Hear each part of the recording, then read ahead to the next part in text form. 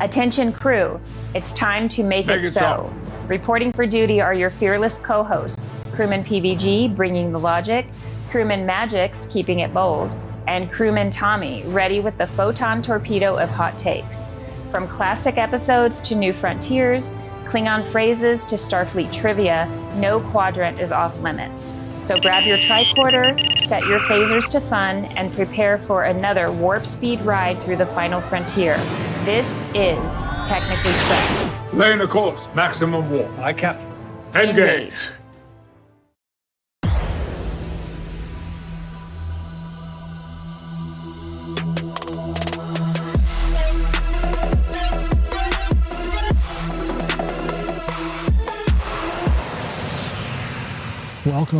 Welcome to the show, everybody. It's another live episode of the Technically Trek podcast. I am Crewman Tommy, and I am joined by my comrades. What was that? I was going to say a different word. Volume. What volume? It's too loud? You're too low. I'm too low? You're low. I feel like I'm loud. Hold on. No. Captain Kev, can you hear me okay? You're coming in low on my side. How about me? Good? Yeah, PVT, you're fine. Let me take a look. I mean, I can see my meters are throbbing in the status window. Captain Kev says he can hear me. Okay. Am I lower? straight. Am I low? Okay. I know last week I was kind of low, but this week I discovered that I had my compression on too high after I did a update on the Rodecaster Pro firmware. It did a reset on some of my settings. So, yeah, hopefully we're okay. Let's continue. I'm Crewman Tommy, by the way. To my left, I got Crewman PVG. Good evening, boys and girls. Welcome to the podcast. And in the middle, we've got Crewman Mgyx. Hello. I put the N in fun. Oh, you know what? I'm sorry. And I put the FU in fun. Can we do that all over again? Sorry. Well, we can't. We gotta script something new. No, that's my mistake. I have okay, let me explain this real quick to Karen and Captain Kev. I have a starting sequence where a whole bunch of things happen automatically when our show goes live. And it automatically takes us into the scene, like this three-way split screen. I forgot to update that so that it showed the version with our overlays, our names. So you should see them now. Hey, I see the overlay. Yeah.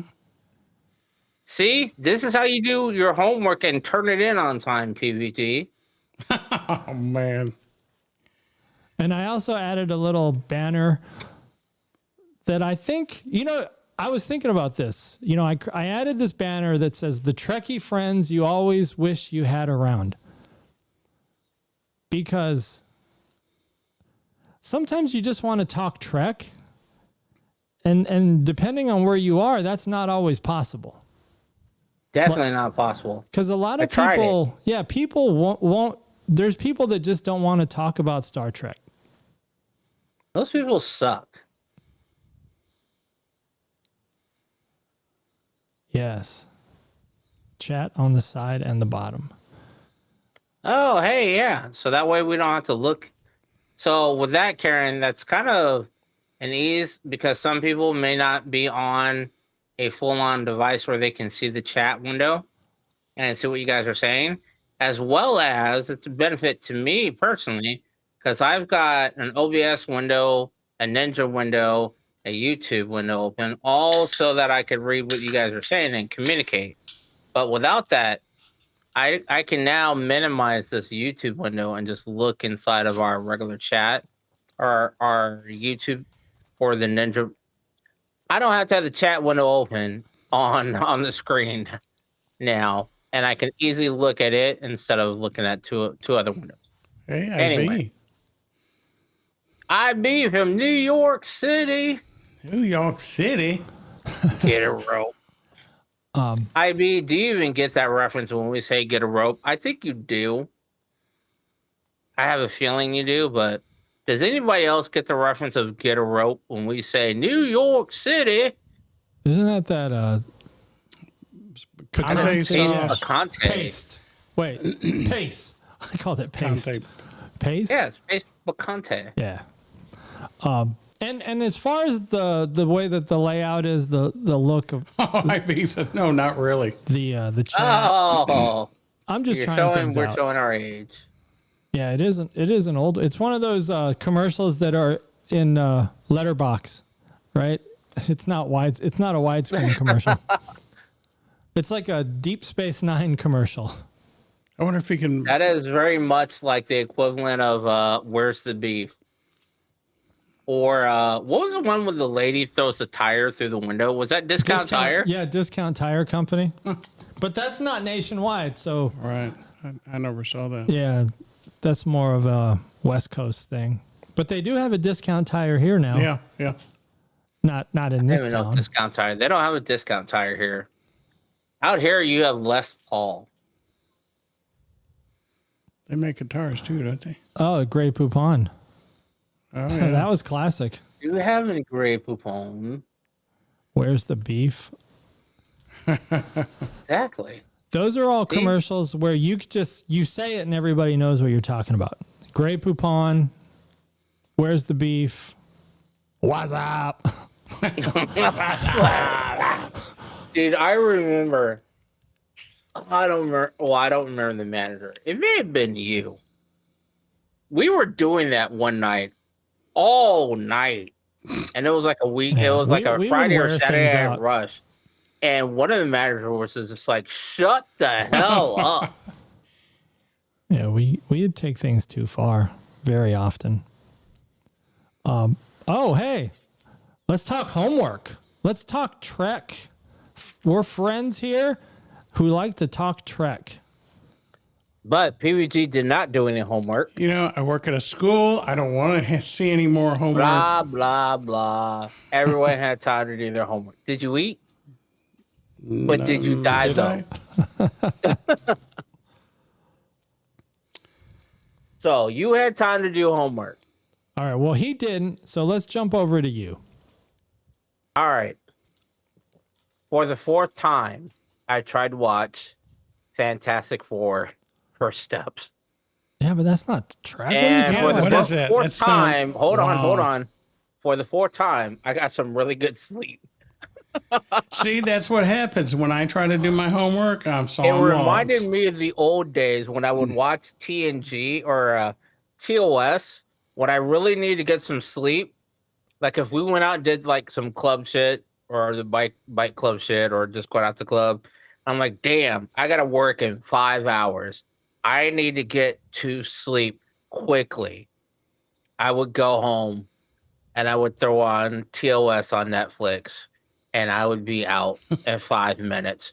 And I would just let it lullaby me to sleep. And it was the best sleep I would have. See, I tied it into Star Trek because that's what it reminded me of. I seem to keep forgetting Strange New Worlds comes out on Wednesday. I don't know why. Well, it comes out Wednesdays at midnight. Okay. Like Well, going into Thursday. I just keep forgetting that it comes on that day. So, and I think it may be because I watch another Star Trek podcast Wednesday and I try and participate in that. But I usually don't remember until Friday night. So I did watch the last episode of Strange New Worlds. It was meh. And somebody had mentioned that they really hope that this season they're getting all the bullshit and all the fluff and all the meme content and all the non-serious Trek out of the way. Like the singing episode, the puppet episode. No, the puppet episode is season 4. Yeah, no, that's this season. No, this is season 3. Oh, damn it. Yeah, because in the season 4 trailer, they're showing Pike as a Muppet. Maybe, hopefully, that's the last one. I just really hope. And they said, and there are a lot of people, and I agree with this. You can't afford to do these bullshit episodes. You only have 10 episodes per season. You're gonna lose people if all you do is try and follow Joss Whedon's Buffy the Vampire plan and have these meme-based episodes like, oh, we're just having fun. Dude, come on. You got 2 more seasons. Let's get serious. Let's get some real Trek in. Otherwise, what's the point? Kashan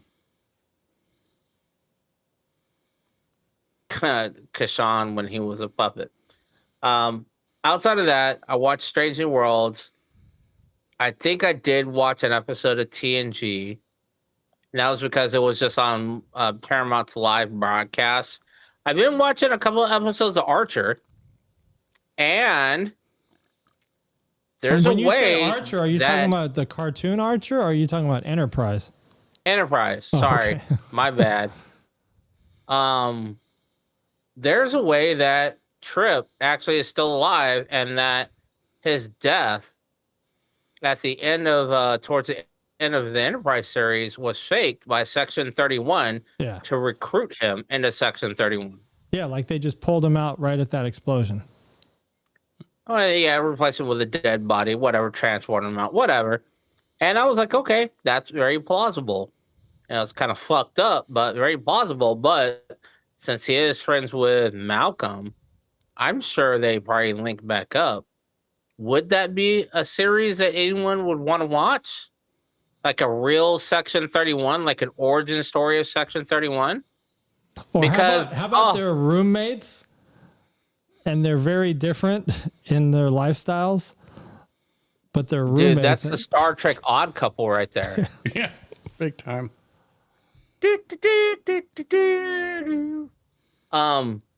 But I did have another theory. I was going to bring this up before the show. For Trip? It kind of ties with Trip, but it's with Star Trek in general. Oh. What if the whole, and it kind of ties in with Strange New Worlds, the whole what is Starfleet, and with Trip, and with Section 31, what if all of Starfleet was just a bullshit ploy of Section 31? Like Archer was planted was a Manchurian candidate, basically. He was planted in by Section 31, and Section 31 built the Federation and basically put this idealistic theory out there, but behind the scenes, they're really pulling the dark strings, and that it's a whole ruse. Because like I've been saying, 31 exist yet? more and more shows, more and more new shows are showing Star Trek to not be this utopia idea that TOS and TNG and Voyager has for them. And it kind of started with DS9. When Cisco was like, I've lied, I've cheated, I've murdered, and I think I'm okay with it. When you start looking back, look at Pike in this last one, what is Starfleet? Look at, there's an Enterprise novel called The Good That Men Do, and once that happens, ship's death was faked and he became, there you go. That's what I'm talking about, IB.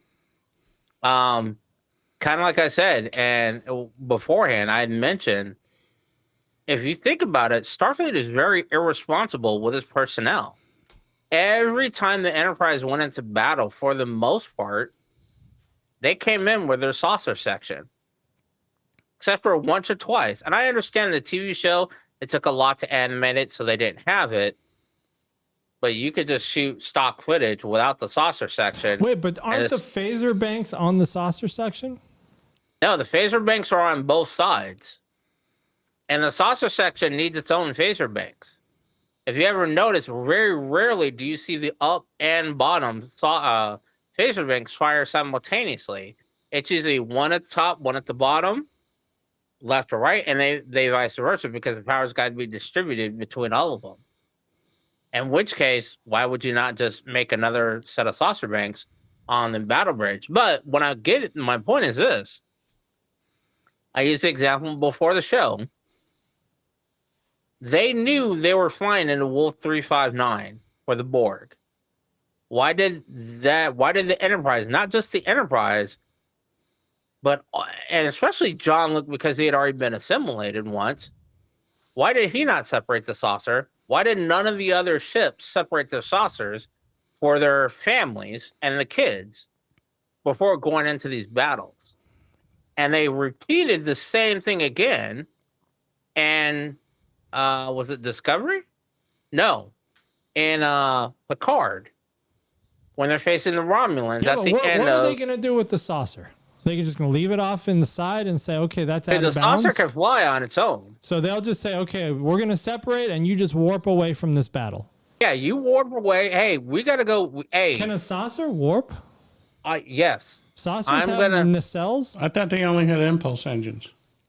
I don't believe they do. I think they have warp. I don't think they're very fast warp, but I think they have warp capabilities. I don't know. But I think it's still an issue of, you could say, stay here. We got to go handle some shit. We'll be back. And if we're not back, make your way to Starbase 1 or the nearest Starbase. I would take what you're saying in a different direction and say, why not separate to have twice the targeting capability, right? Like, now you are two, where you had one powerful ship, now you have two that can attack the enemy. Because so I understand that. There's no torpedo banks on the saucer section. There's only the upper phaser banks. The lower phaser banks go in the seam between the two, or appears to go in the seam between the two. Chad, what do you guys think? Oh, and hey, Chief why Scott? would you want to take your family? Like right now, if you had to go to battle, are you going to put, Crewman Patty and the kids? I'm like, hey, we're going off to battle. You guys be the decoy. Decoy meaning you're going to get shot at first, and hopefully I'm there to, wipe them out before they take you out. Why would you take the family and kids to the battle to begin with? Send them off. They have their own defensive measures. They may only have Warp 7 capabilities, but that's enough to get to a starbase or get back to Earth and reconvene. Okay, so they only have impulse engines. Hey, impulse is still damn near faster than light. Oh, sure. You can get your ass somewhere else. Well, maybe there's another way to get the families to safety, right? Here's the thing. And this is why I look at this as irresponsible. The saucer section makes such a large targeting aspect that why would you even tactically want to have that big ass shield there to begin with? It's not like it's a shield. When you see it a lot of times, the saucer section gets hit, causes a chain reaction, and the entire ship blows up. It's not acting like a big ass Captain America shield, where you can let's turn the dorsal to the enemy, and we'll let the saucer section take the hits. It's your home, it's your family, it's your science centers. It's not blocking shit. Do all the ships have families on board? Even if they don't, it's a science section. It serves no real tactical purpose other than possibly a decoy.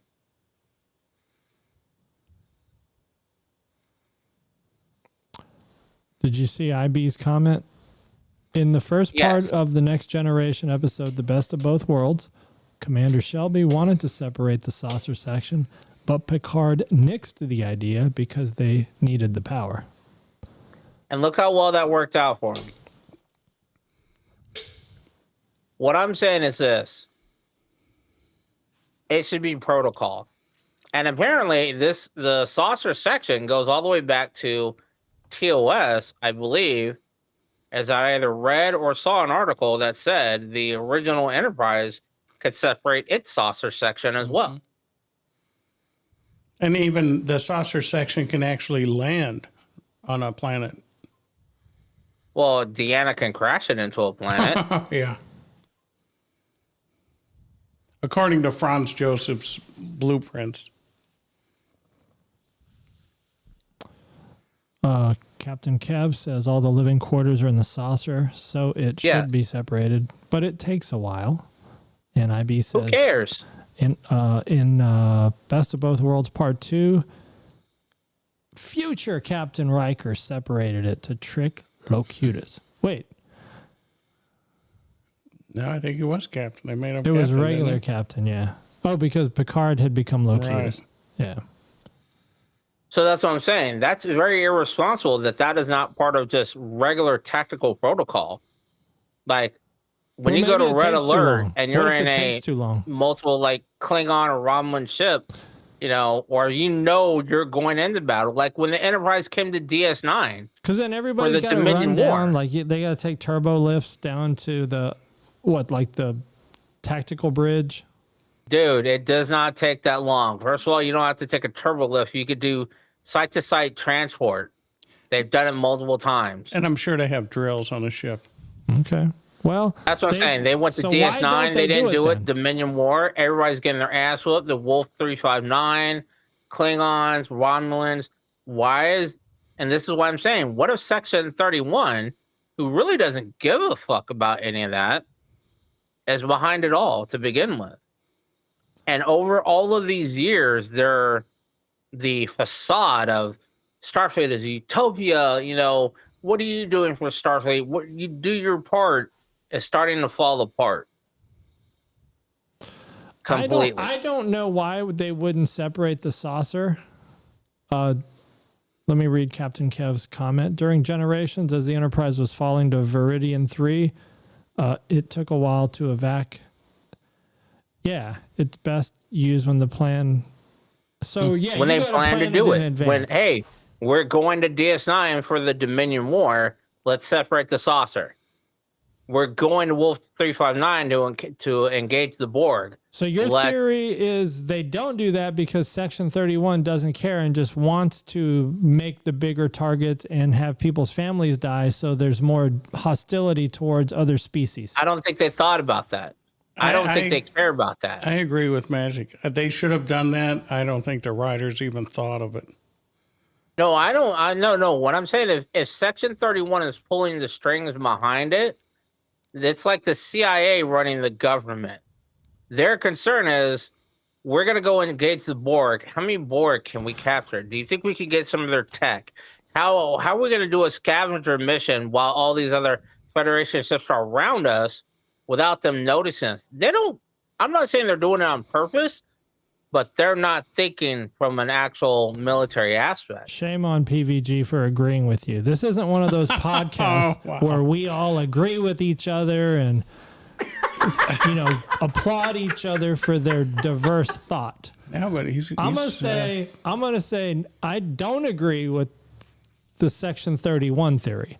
Because here's the thing. No. I don't agree. Section 31 isn't deciding what Picard is doing or Riker's doing or Captain Jellicoe is doing or Sisko's doing. I mean, Section 31, like, where do they even come into play? Are you saying that they have Manchurian, they have undercover Section 31 people on every ship that just say, no, just keep the saucer together?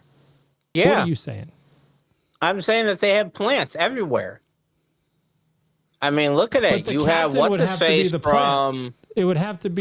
You have Daniels. Hey, look at Daniels. Daniels. He ain't Section 31. Yeah, he's part of the time thing. So who's to say that Section 31 is not part of that?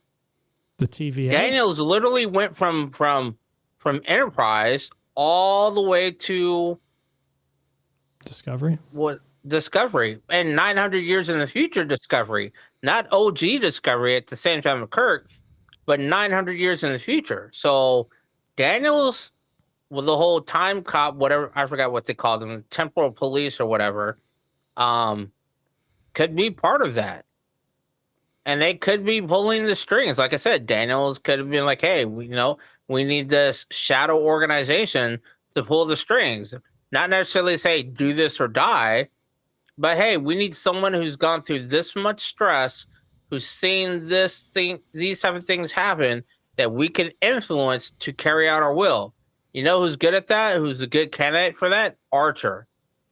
Why? Well, I've already dealt with Archer doing with Daniels and typical Cold War. He knows what's going on. He really, because you see in Enterprise, he goes from naive to very jaded. Why would you not put him in there? And he's going to think, I could do some good. I could do some good. And he's slowly influenced over time. To a point where, like I said, their main priority, like, Picard, we're a science vessel. We're here to do science shit. We're just there. We're just placating our employees. On the Paramount Plus version, if TNG would have been on Paramount Plus and not public television. I agree with Magic that the saucers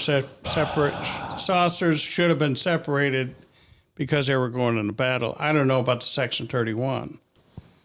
Oh, the Section 31 point is just an idea. What would y'all think? Like Smoking Man. Tinfoil hat. No, like the Smoking Man in the X-Files. He was behind the scenes pulling that. Well, that's like Men in Black stuff. Right. Or the guy that Malcolm would meet with every now and then. Exactly.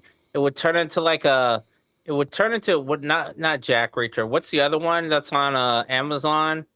Harrison Ford did the movies with him.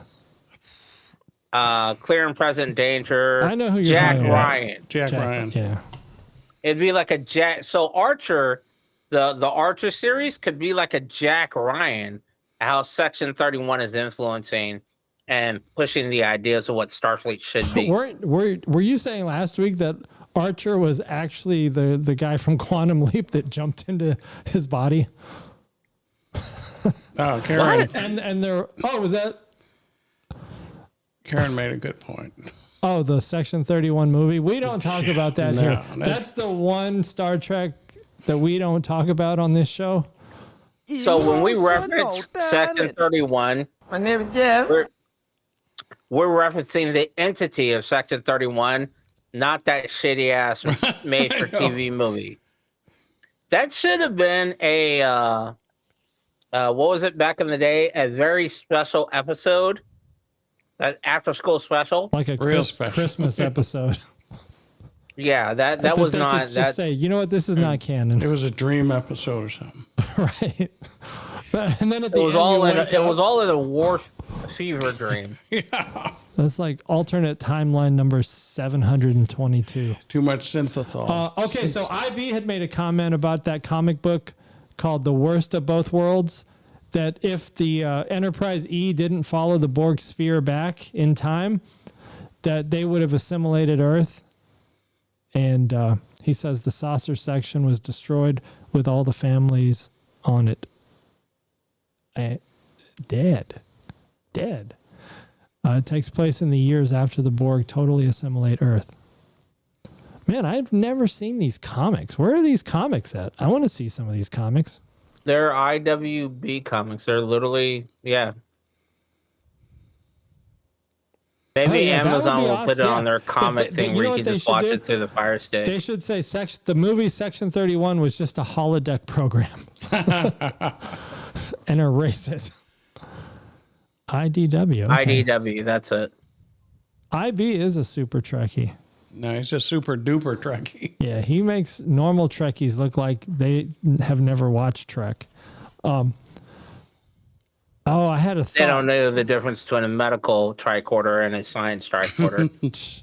Rookies. Okay. Let me talk about what I watched. I watched the episode. I didn't watch as much as I said I would. I probably only watched five episodes of DS9. But one of them was really good. I didn't think it was going to be good at first. But it's the episode where Jake is old, and it's because there was an explosion and the visitor. Yes. The girl, the reporter girl comes, or I don't know if she's a reporter, but she's interested in because Jake becomes a famous writer, and so she goes to his house, and he tells the story of what happened to his dad, and he was in that. I guess like some kind of a warp core breach accident, and he gets hit with some kind of a subspace beam, and it throws him out of alignment with time or something. And so he's stuck in one point of time at one age, but he only makes himself visible to Jake, I guess, every so many years. But really good episode. That episode, because I don't know why I liked it so much, but it was kind of a deep episode. You know, when you talk about that relationship between Jake and Cisco, you know, because I found that to be a really good episode because it was a break in the normal drama at DS9, and it kind of went back to being sciencey. Yeah. Like a lot of the episodes up until that were all about the Dominion and Bejor, and it was like a political show about these two warring factions, and it wasn't real sciencey, wasn't real Star Trek-ish. And this was the first one in a very long time of the series, if you're watching in order, where it got very Star Trek-ish, like, oh shit, he's trapped in this and he's bouncing through time like Quantum Leap. Yep. Aha. Yeah. IB, she is the daughter of Garrick. I mean, she's the daughter of the guy who plays Garrick. But yeah, that was a good episode. And, you know, the fact that Jake figured it out, you know, like realizing that it was like some kind of a time entanglement where like his dad was literally on like a bungee cord that would just travel away and over the years and then be pulled back for a short amount of time and then get pulled away again, like kind of like a yo-yo in a sense. And Jake at the end realized he had to end his life the next time his dad appeared to break the cycle. So yeah, that was a good episode. I always wonder in those kind of episodes, is there actually another timeline? I mean, obviously there's a timeline created by the events that happen there. Even if at the very end they go back and stop the warp core little explosion that happens, and you know none of it ever happens to them. But to me, that's in that timeline. You know, that whole timeline where Jake lived to be old and ended up dying at the end. I mean, that happened, right? I mean, that's a timeline. That's one version of events. It's a branch. Yeah, it's a branch timeline. So this is kind of like why this actually is what kept me. I need to go back and watch it. Is watching Loki, and how they explain the timelines. And ironically enough, they explain this type of timeline and multiverse in the Big Bang Theory, because it shows that you have the linear timeline that we're in, and then you go back in time, and if you go back, it doesn't take you back to the original timeline. You've now created a different branch, because the biggest thing is kind of like in Back to the Future. Who made the song "Johnny Be Good"? Time paradox. That Marty is playing at the beginning of the movie, because Marty went back in time and he played it at the dance, and it shows that one of the band players calls up his brother Chuck, says, "Chuck, listen to this song, I think you'll like it." And he puts the phone up and starts playing the song. Right. But Marty goes back in time, and it's like, well, then who created the song? The song is only created within that time loop, and Jake is again within only that time loop. And if from our perspective or point of view, we only see it from Jake, what about the reporter? The reporter didn't die. Yeah. So does she carry on, and what happened with that? She carries on, and she probably writes a story about Jake dying the next day. Yeah, exactly. So there's a timeline where that occurs. Well, what else is going on in that timeline? But you know what IB says is true. Cisco would remember both timelines because Cisco was part of both timelines. Wait.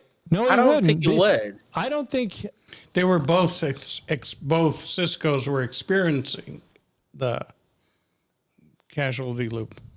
Causality. Causality loop.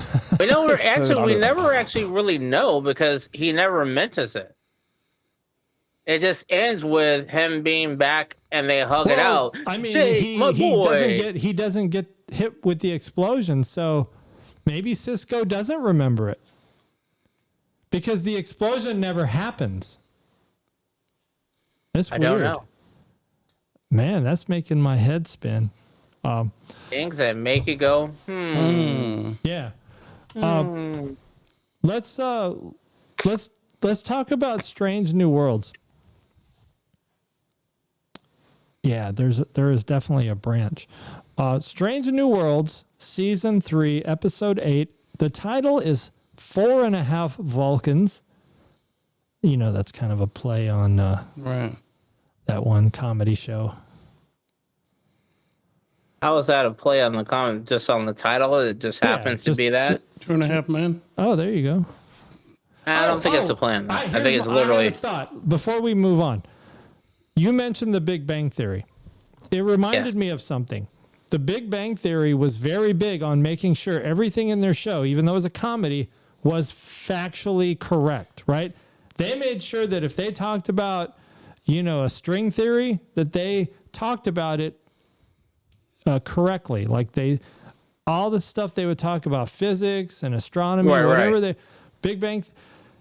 Gene Roddenberry, for the original series, while Gene Roddenberry was still running things, he also had a team of people to make sure that not necessarily it was scientifically true, right. but he said it's got to be scientifically possible. Everything is kosher. Yeah. He says, I don't want to be doing like fantasy stuff. He says, I want the stuff that we do in Star Trek to be like realistic and like have some science behind it, even though it may not be scientifically possible yet, but I want it to be something that could be possible. And I think that's why a lot of people like Star Trek is it's not just a bunch of like wizards waving wands and riding on brooms. Like there is like some, or like little baby Yodas. It was very cerebral, and not everybody that was watching it caught it. Only I'm not saying everybody's dumb, but only the smart people saw it.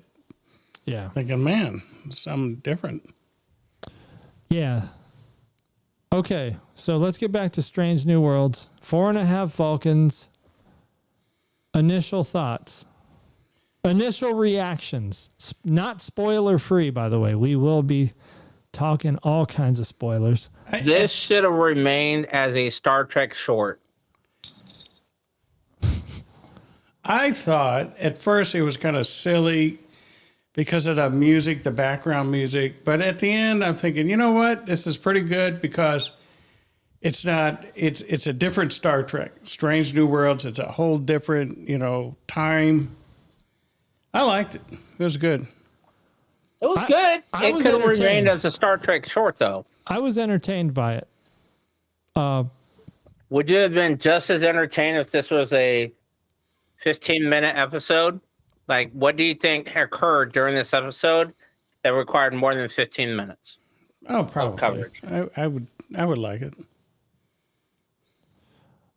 Because they literally stretch a 15-minute thing into a very long episode that I enjoyed it. I think they could have done some other shit. I think there was some funny moments in it, which were okay funny. I mean, I think Ethan Peck as Spock is really good. I think he's just a good character in general, and he's got a look of, he seems like so straight faced. He seems like he's a funny guy though, because he does turn things into something that becomes funny, even though maybe he's not doing anything specific. Like his just reactions are kind of funny. But I think Pike playing the Vulcan was just a little over the top. Like even at the beginning when they're in sickbay, right? And they're all standing there talking to Mbenga, and Pike could have just said, what's your assertion of this, Dr. Mbenga? Instead, he walks up to him. Right in his gets like space. 2 inches in front of him and says, how do you ascertain this situation, Dr. Mbenga? You could have said that, and he was talking very like loud and boisterous. But there was, so I think Pike was a little over the top, but I did find myself enjoying some of. I didn't like the whole number one Doug thing. That's I'm thinking, what are you thinking? No one's buying that. Number one is with little Van Patten or whatever his name is. I wasn't buying that relationship. She was a little over the top for that dude. I mean, they should have made him out. They needed to character build him a little bit. Like maybe he's like the grand wizard of some Vulcan thing. And, I don't know, just something a little more like realistic of why, a hot lady would be interested in him.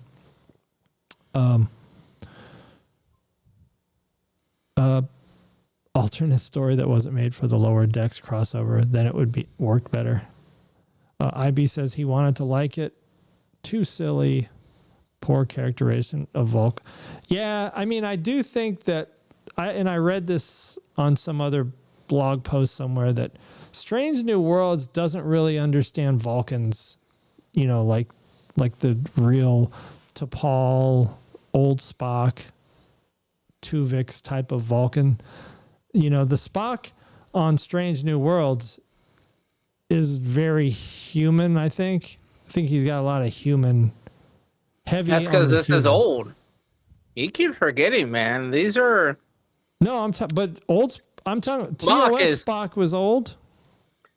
Yeah, but that was an older Spock. This is young Spock. He's growing into his own. He hasn't gone through nearly all the shit. So he's Spock on American Pie. This is the Spock from American Pie going through. But I thought Vulcans are supposed to be more disciplined than this. Spock is half human. He has not gone through all of this shit. And he's half Vulcan also. Do we know how old he is in this show? He grew up in Vulcan. How old is Spock in Strange New Worlds? I don't know, but I do know in Enterprise it was Stardate 8031. Yeah. Right. Vulcans in general. But I think Spock too is, I don't know. I mean, I like Ethan Peck. I like the way I like the Spock character, but I do think that the way they're portraying Spock, even though, as you say, he's younger, I don't see how this Spock becomes the Spock, IB hit it on the head. Lazy writers don't care about what the legacy writers did. Absolutely. Yeah. No, I don't think that's it. Yes, there are lazy writers, but people keep forgetting this is before TOS. Think of that way. Even though it looks better, which is fucking people up apparently. Even though production is better, the ship looks better. Everything is better. Granted, somebody put in a food cube on the last episode, not the episode before that. People keep forgetting this is prior to TOS. So was T'Pol. So yes, Kirk is not the Kirk that from the TOS that you know. Spock is not the Spock from the movie or the TV show, so that you know. All right. Spock, I'll put it to you this way. You see how close Spock and Pike are now. Spock has not had to deal with Pike's death yet. He doesn't die. So think of it that way. Die. Pike doesn't die. The heart, he gets exploded and put into a chair. Right, but he doesn't die. And then he does die because they drop him off at Talos 4. No, he doesn't die. They drop him off at Talos 4 to die. They do the mind to live thing. out the rest of his life in an illusion and eventually die. Spock hasn't had to deal with any of that yet. All right. Exactly, Karen, the beat boops. Let me ask a question about this episode. when they became Vulcans and 5 people, 4.5 Vulcans, beamed down to the planet, I think it was called Tazir or Tazar. And so this is a weird thing here. The planet of Tazar has a relationship with Vulcans, even though they don't have warp capability, but this relationship was formed before the Prime Directive, right? So Vulcan made itself, they introduced themselves to the people of the planet of Tazar, but no other species in the Federation can make themselves known. To me, that seems kind of stupid. Like, okay, I get it. There's a Prime Directive. There was no Prime Directive. The Vulcans introduced themselves, and now they have a relationship. So what? The Vulcans told them we're the only species in the universe? Vulcans can't lie, for one. So if the Tazarians ask a Vulcan, hey, are we the only species in the universe? Wouldn't the Vulcan ambassador or whatever have to say, yes, there are? Vulcans, somebody says Vulcans can't lie. They just tend not to. Because they're not convincing. Or at least they think they're not convincing. I think a Vulcan can lie. Well, Spock tried to lie to Doug when number 1 was saying that we're married, we got 2 kids. One's a boy, one's a girl. They're not good. But to me, the Prime Directive in this situation doesn't make sense. This planet, the Tazarians, already know that the Vulcans exist. So they already know there's life out there. Like, once we know there's life out there, like, think about it from our perspective, the planet Earth. If the Vulcans came here and said, hey, nice to meet you, would we think that they're the only ones out there? We would say, shut up. We know you're not the only ones out there. I agree 100%. Because in Star Trek Enterprise, the Vulcans were all over Archer's ass, telling him not to do this or do that because you're not supposed to do it like that. And it's... Yeah. So I think the whole premise of them having to honor the Prime Directive for a planet that the Vulcans have already established a relationship with, that's the first thing that I think is kind of, and this is like Trek overthinking, right? Because I did enjoy the episode. So Yeah. let me put that out there. I did enjoy the episode. I chuckled a few times. I finally gave in. I liked it. Yeah. But here's another plot hole. Maybe not a plot hole. When they went down, the 5 of them, they went down 4.5. within 1 minute. They said, No, problem what solved. is going on? They didn't show anything beamed on them the back. mission. So here's what I would have done. Or here's my question. Why the hell didn't you just send Spock and maybe one other Vulcan? Are you telling me Spock's the only Vulcan on the Enterprise? Is Spock the only Vulcan on that big-ass Apparently. Enterprise? With a crew of like 500? Spock's the only Vulcan. We don't know. And are there families? So Spock and one other Vulcan could have went down, 2-man landing party, fixed the problem. Let's say because it's not 5 people, it's only 2. It might have taken 2 minutes. And Spock sounds like he's the one that fixed the problem anyway. Because Spock is the one that was communicating, hey, to Pelia, levels are fixed. I guess it was like some kind of radiation leak or whatever the Vulcans dropped off.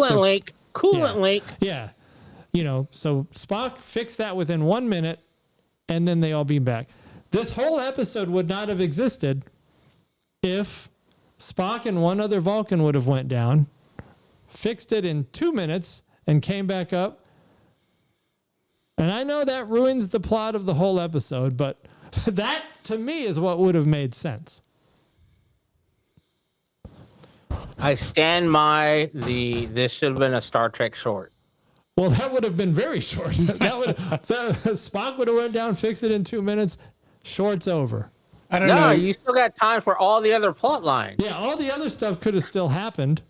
I don't know if you guys You noticed. literally could have allocated 2 minutes or 3 minutes to each of the other subplots, with Pike being a neat freak, Uhura being communication, Chapel doing science, and La'an being wanting to destroy everything. You would have got this whole episode done in 15 minutes. This literally could have been a 22-minute or 30-minute episode, i.e. a Star Trek short.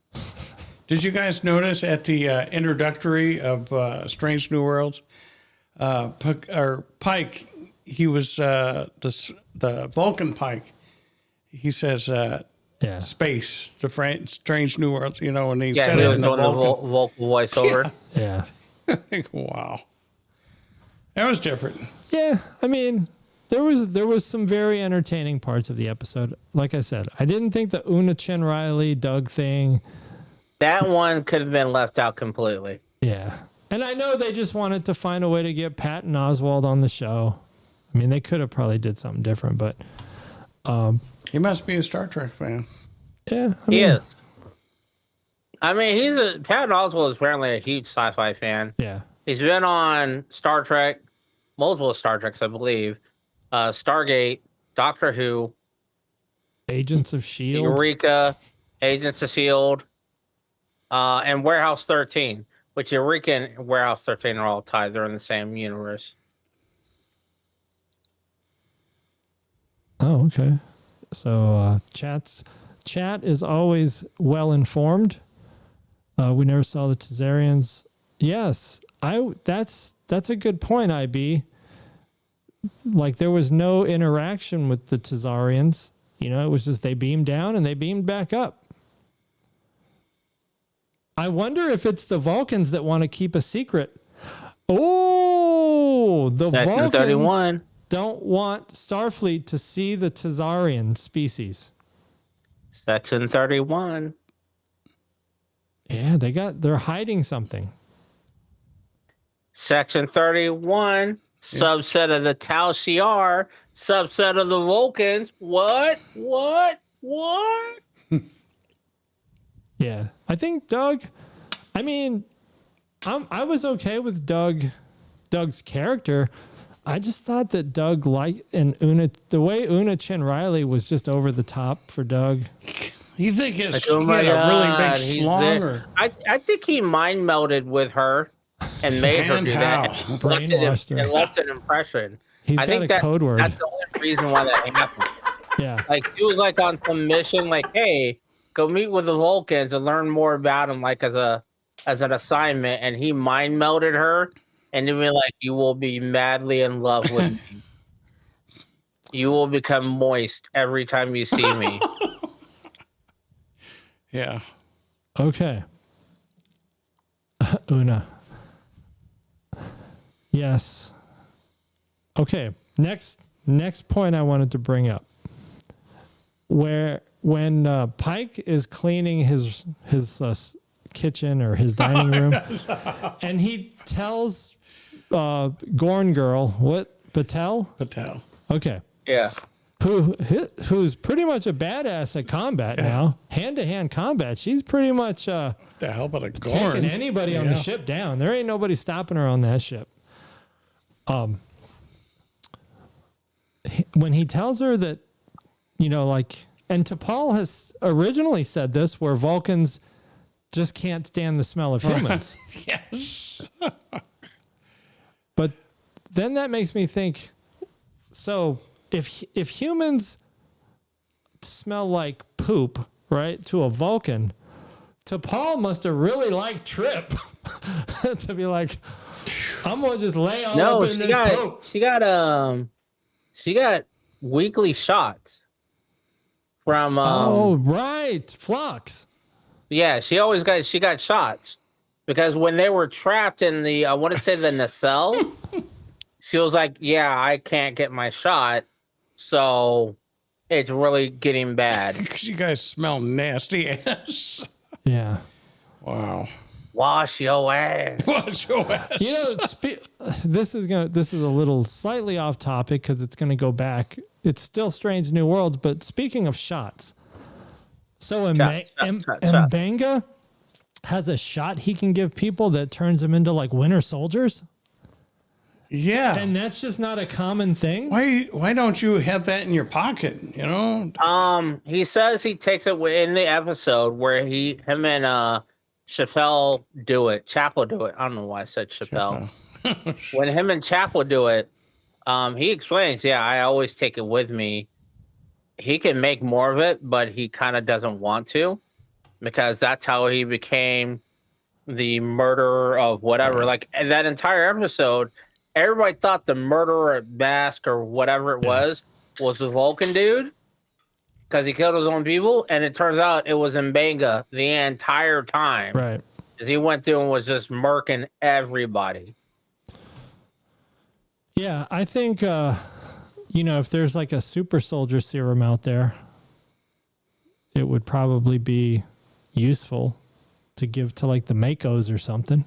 They need to keep that under lock and key, you know? There's no more Makos, though.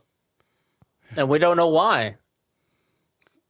That might be something they talk about in President Archer. I was going to bring this up. There's no more. There's a security team that apparently the Makos got folded into.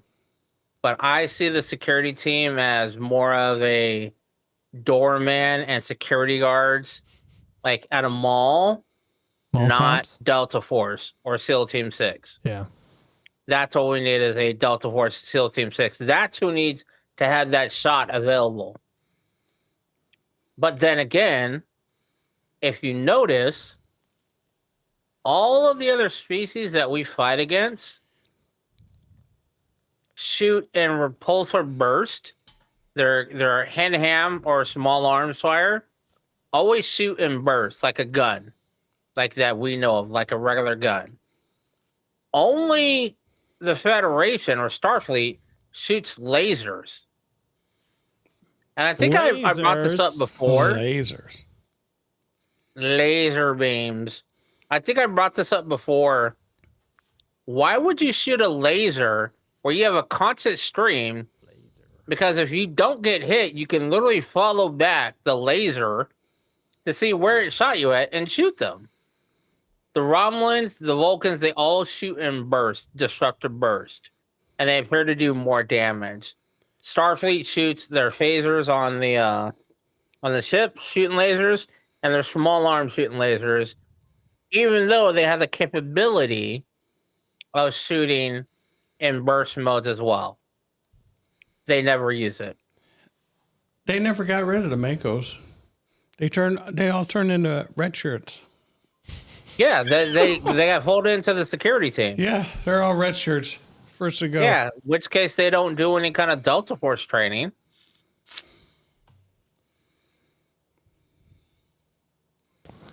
There you go. Space Navy needs Space Marines. Yep. Oh, I like the other way.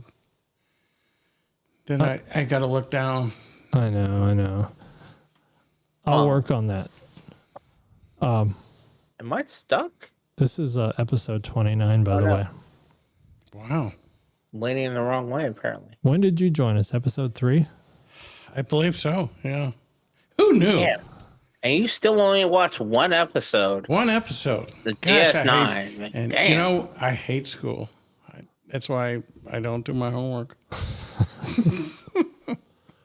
Well, again, we ain't trying to get you in trouble at work, but episode 29. I am. Dude be forwarding.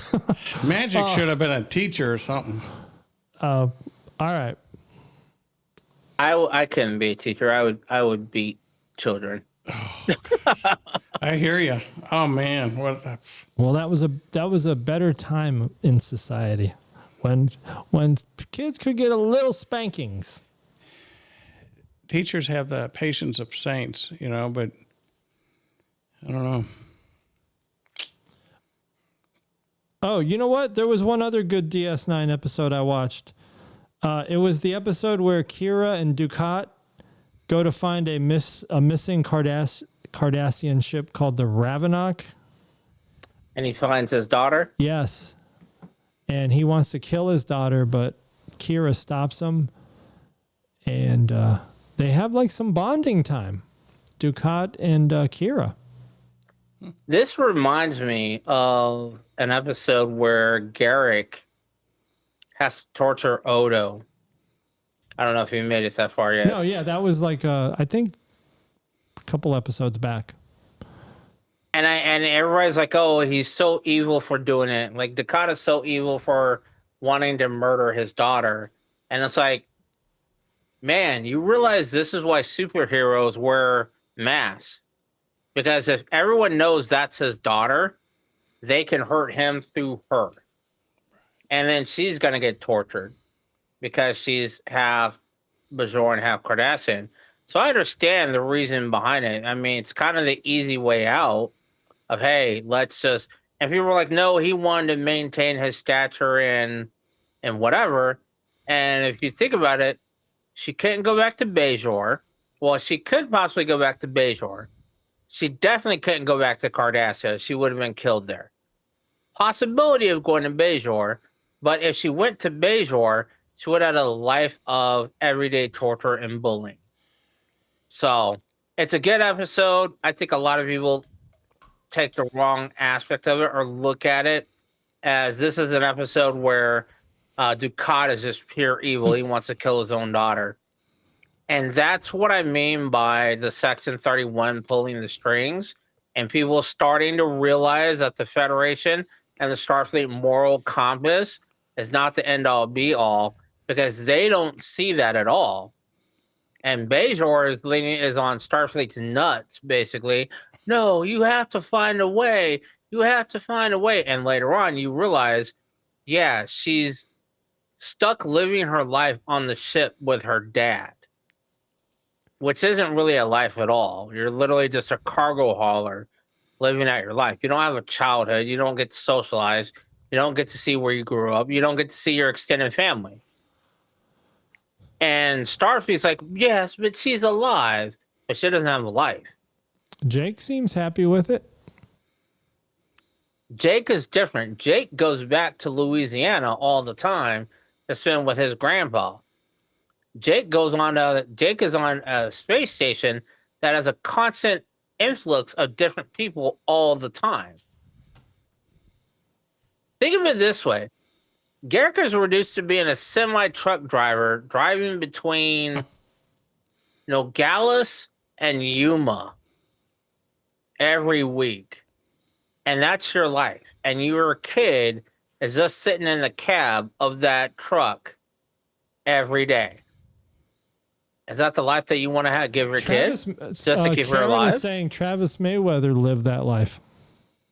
He seemed all right. No, Travis left.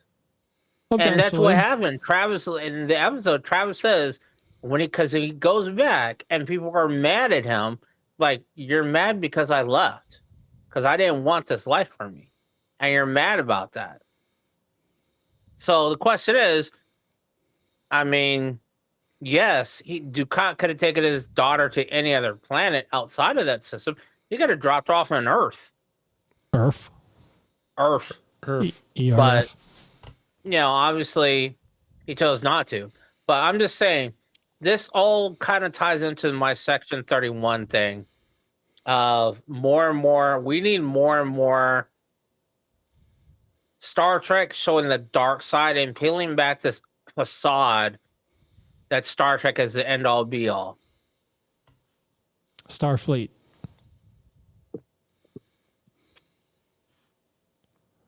Let's do some content farming. There you go. IB's got a great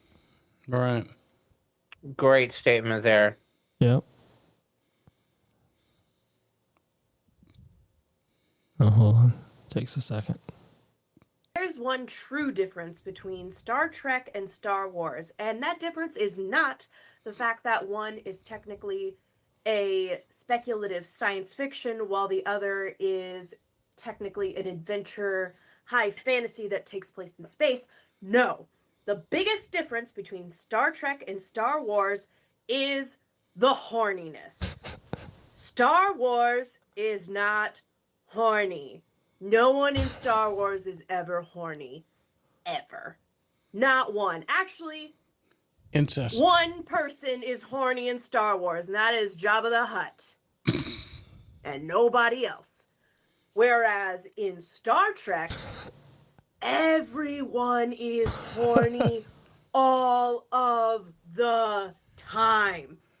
Max levels of horniness. Horniness levels you can't even really fully comprehend or fathom. Horniness so strong that it doesn't register on any other scales. That's the big difference between Star Wars and Star Trek. Fascinating. Amen, sister. That's why I like Star Trek. I can see that. Don't know about you guys. That was funny, IP. Especially in Strange New Worlds. But, I mean, Kirk laid down a lot of pipe. Yeah, he does. Supposedly, you never really see him. Well, because it's a network television show. Right. What do You never see him doing the initiation. There's a whole lot of flirting. There's a whole lot of kissing. You never see the, hey, take her hand and walk her back to my cabin or whatever they're called. In the Kelvin timeline, Kirk was under the bed with that green gal. The Orion? Yeah. And that then, was Uhura one came time. in. And it was underneath the bed. Oh, because he was just...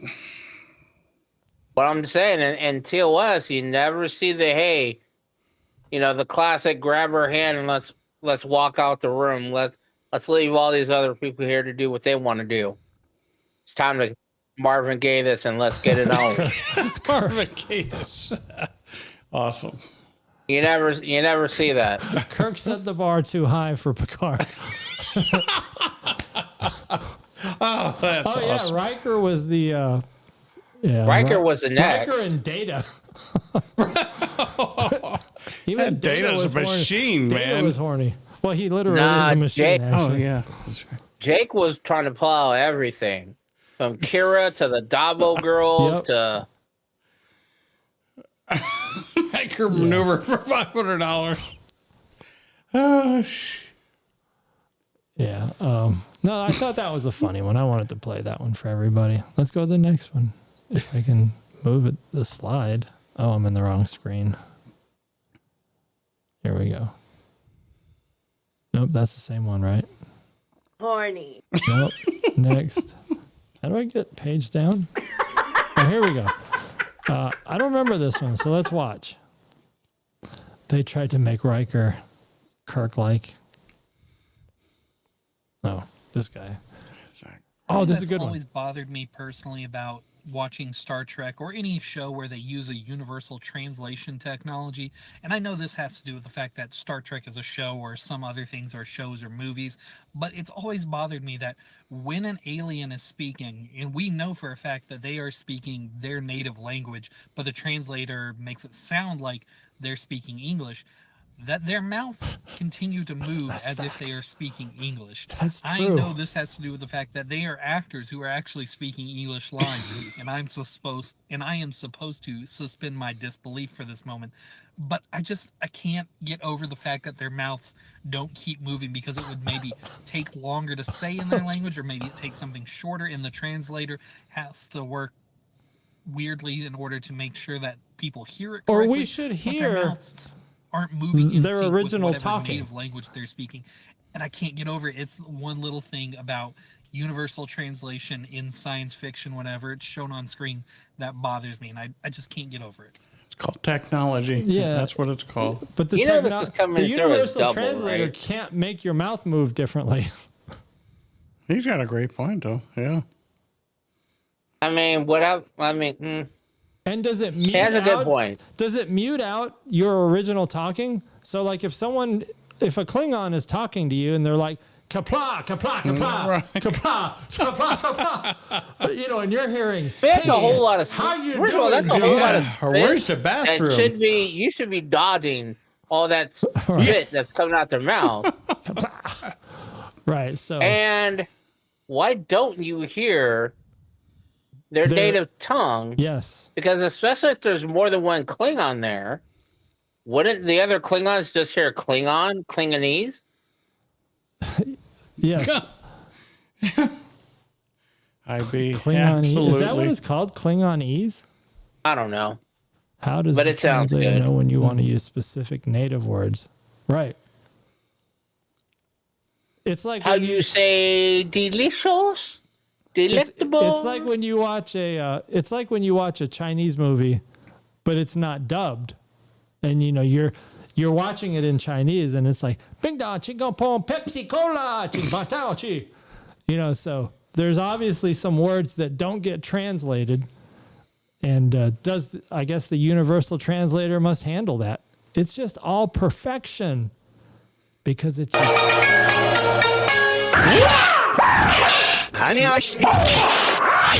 China. It's utopia. Here's a phrase that you probably all heard. 10-minute. You ought to be ready. 10-minute. There's no word for jolly. 제가 선배 맘에 탕탕 후루후루 탕탕탕 홀로로로로. Oh, okay, not this guy again. Hold on. This thing never pages down. All right. I got some Wait, good. what was the other one? It looked like there was a third one. No. That was the same one. That was the same one. Oh, okay. That was the translator guy. All right, let's play some Guess Who. Brother, All right. what's that? Who in this poster frame appears in Star Trek? Oh, I know. I can't think of the guy's name. I said his name earlier. It's not Eddie. Oh, there's a Isn't that couple the of them. chief? The guy all the way on the left, and the guy on the right underneath the gal. Yeah, the guy on the right underneath the girl, and I think the guy all the way to the left. But why don't you let us know, Alex, Well, who no, was in Star Trek? I checked. Oh yeah, let's Jellicoe. Yeah, there you go. All right, Captain. Some people's I favorite. knew he was captain. in there. No, that's it. He's all business. I checked. Wow, that's it. I checked the cast. Eddie wasn't in there. No, not even as a Orion. All right, next one. Who doesn't like Jellicoe? I like Jellicoe. I like him. He was. Man, I think he's like, I'm coming in to clean house. Picard, you're a little too loosey-goosey. He Fuck was a Jellicoe. dinosaur. He got shit done. Do it this Fuck way. that. He picked I Data. don't see Jellicoe winning any wars. He did. I don't He see beat Jellicoe the Cardassians. saving the universe. I like What peanut has butter. Jellicoe done for me lately? He picked Data as his number one. That don't mean shit. It means something to me. You don't mean shit. Ah, Oh, What's her so- face? In the middle. Yeah. Not the middle. Well, actually, yeah, that's Keiko. And I want to say one of the other girls on the left, I want to say is Giorgio. oh, Nice that's try. funny. I like That's that. funny. Yeah. All right. This No, is just Keiko. and no Hoshi. No. No one's gonna guess Hoshi's in here.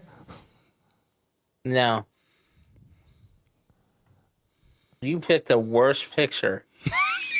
Just like, what the fuck, dude? That's young Keiko. Okay. Colonizer. Oh, I'm clicking on the wrong window here. Yeah, Why is she Rosalind. wearing latex gloves? That's part of her. I just kimono. realized that. I'm like, why are you wearing latex gloves? Oh, Brian's thinking. Oh my. Dude, it's Whoopi. Yeah, that's it. Well, I didn't say these were going to be difficult. It's a play along game. We like to have fun here.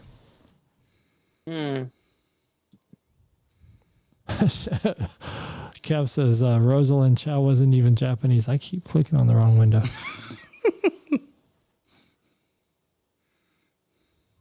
And he's guessing Whoopi. And who's the for a bonus point? Who's she standing next to? Ensign Ensign Rowe. Rowe. I thought We she need was to a good see character. more of Vincent Rowe. Yes, I agree. She's a badass, but she died. I want to say, I don't think she's dead. Yeah, she did in Picard. The ship exploded. I don't think she she's sacrificed herself. Oh, Section 31 Yeah, she saved did, her. All right, Could be. Aragon. Section Or 31 she could have saved been her. a changeling. Oh, might not have been the real Section one. 31 got her out of there. All right, take a look at this Isn't that poster T'Pol? for the movie Aragon. Isn't the wannabe Tigos T'Pol? No. They're standing abruptly.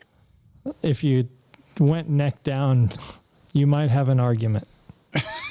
Oh, okay. Any guesses of who appeared in Star Trek? I was saying T'Pol, the chick. I say the dude on the right. Hear that? That's John Malkovich. Oh, yeah, John Malkovich. He's not there. Maybe the dude on the far left looks like a Malcolm. All right, I'm going to give you a hint. The person is a pretty important character. That is not any kind of hint. I know. The second guy to the left, he's a Klingon. He's actually a Klingon in Aragon. Oh. All right, I'm going to blow your mind. The guy in the middle is Jack Crusher. What? No. Wow. I know. Who would have thunk it? Nobody, obviously. Aye. It's a good one. Stumped everybody for the first time ever. Ed Spielers. Wrong window again. Oh, because I just moved the chat up there so that you could see it without having to look down. And now I keep clicking on this wrong window. All right, next one. Oh, So many. so many.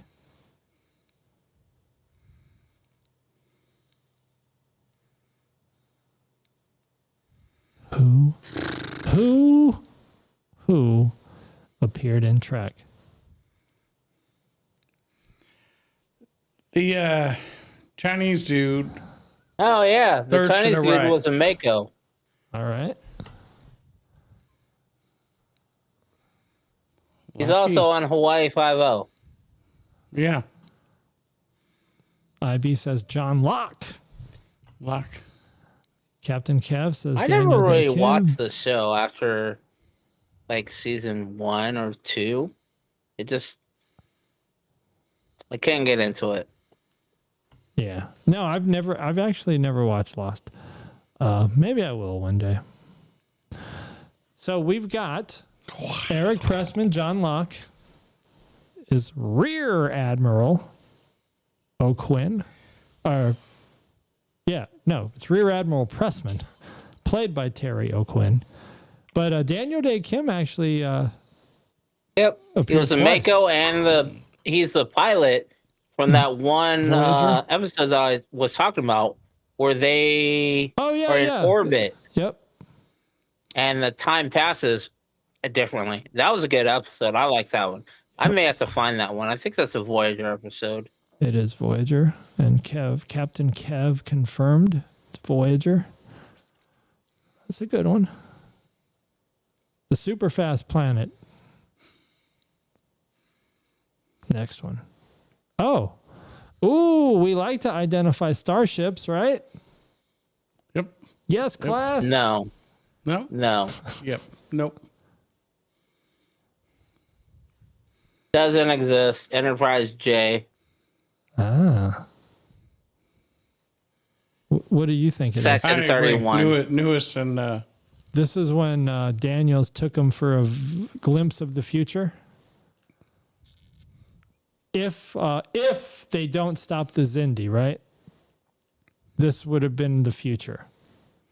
Because everybody would have been at war or something. they must have the same engineering as a TARDIS because it doesn't look like a lot. Looks upside down. The USS Enterprise J was encountered by Jonathan Archer in 2154 after being brought forward in time to the 26th century by temporal agent Daniels.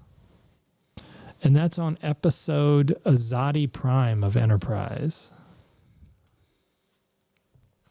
And that was actually a pretty good scene. That battle they were showing is kind of cool.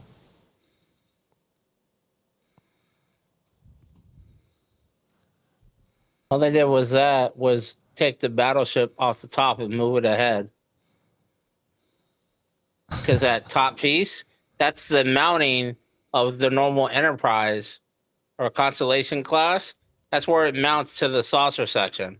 Oh, I can't remember the name of this ship. I know the class, but I don't remember the name of this ship. The Milkmaid. I don't know. The Pasteur. It's something with milk. Pasteur, I think. It was like a hospital. The Rutledge. This could be the Rutledge. Who knows the class? Oh, I'm clicking on the wrong thing. Class of ain't got no kind of fashion sense. Yeah, no kidding. You got that one. Nebula class. The Wounded. This is in the episode Next Generation, The Wounded, that you can see this Nebula class ship. It's an interesting one. I've seen it a couple times in like in background shots of like parked at DS9 or something. I think. That's an ugly ass ship. Huh. That looks like it's off of Lower Decks. This is the USS Titan. Destroyer class? No. The Slap Yo Mama class? Slap Your Mama class. That's what it is.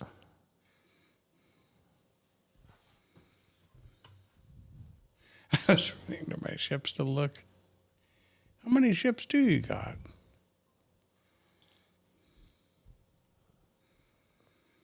What is this USS Titan? I mean, I should know the answer. I think it's a Sutherland class. Let's go with, that's my guess. I mean, I should have a pretty good guess because I put this slide together. Right. Oh, it's a Luna class. That's what I was I'm thinking. a dumbass. Oh, I ain't gonna say that. Luna class. But it is from Lower Decks and Star Trek Nemesis. I don't remember it in Nemesis, but Look at all those bottom windows. you know, Thing looks flat. Nemesis is a movie I probably need to rewatch. I've only ever watched it, I think, once. With Tom Hardy? Yeah. All the way through, I've only watched it once. We should do a watch party and watch it live. We're not allowed. Oh, this is an I think interesting Kev one. is trying to make a point to be a guest spot.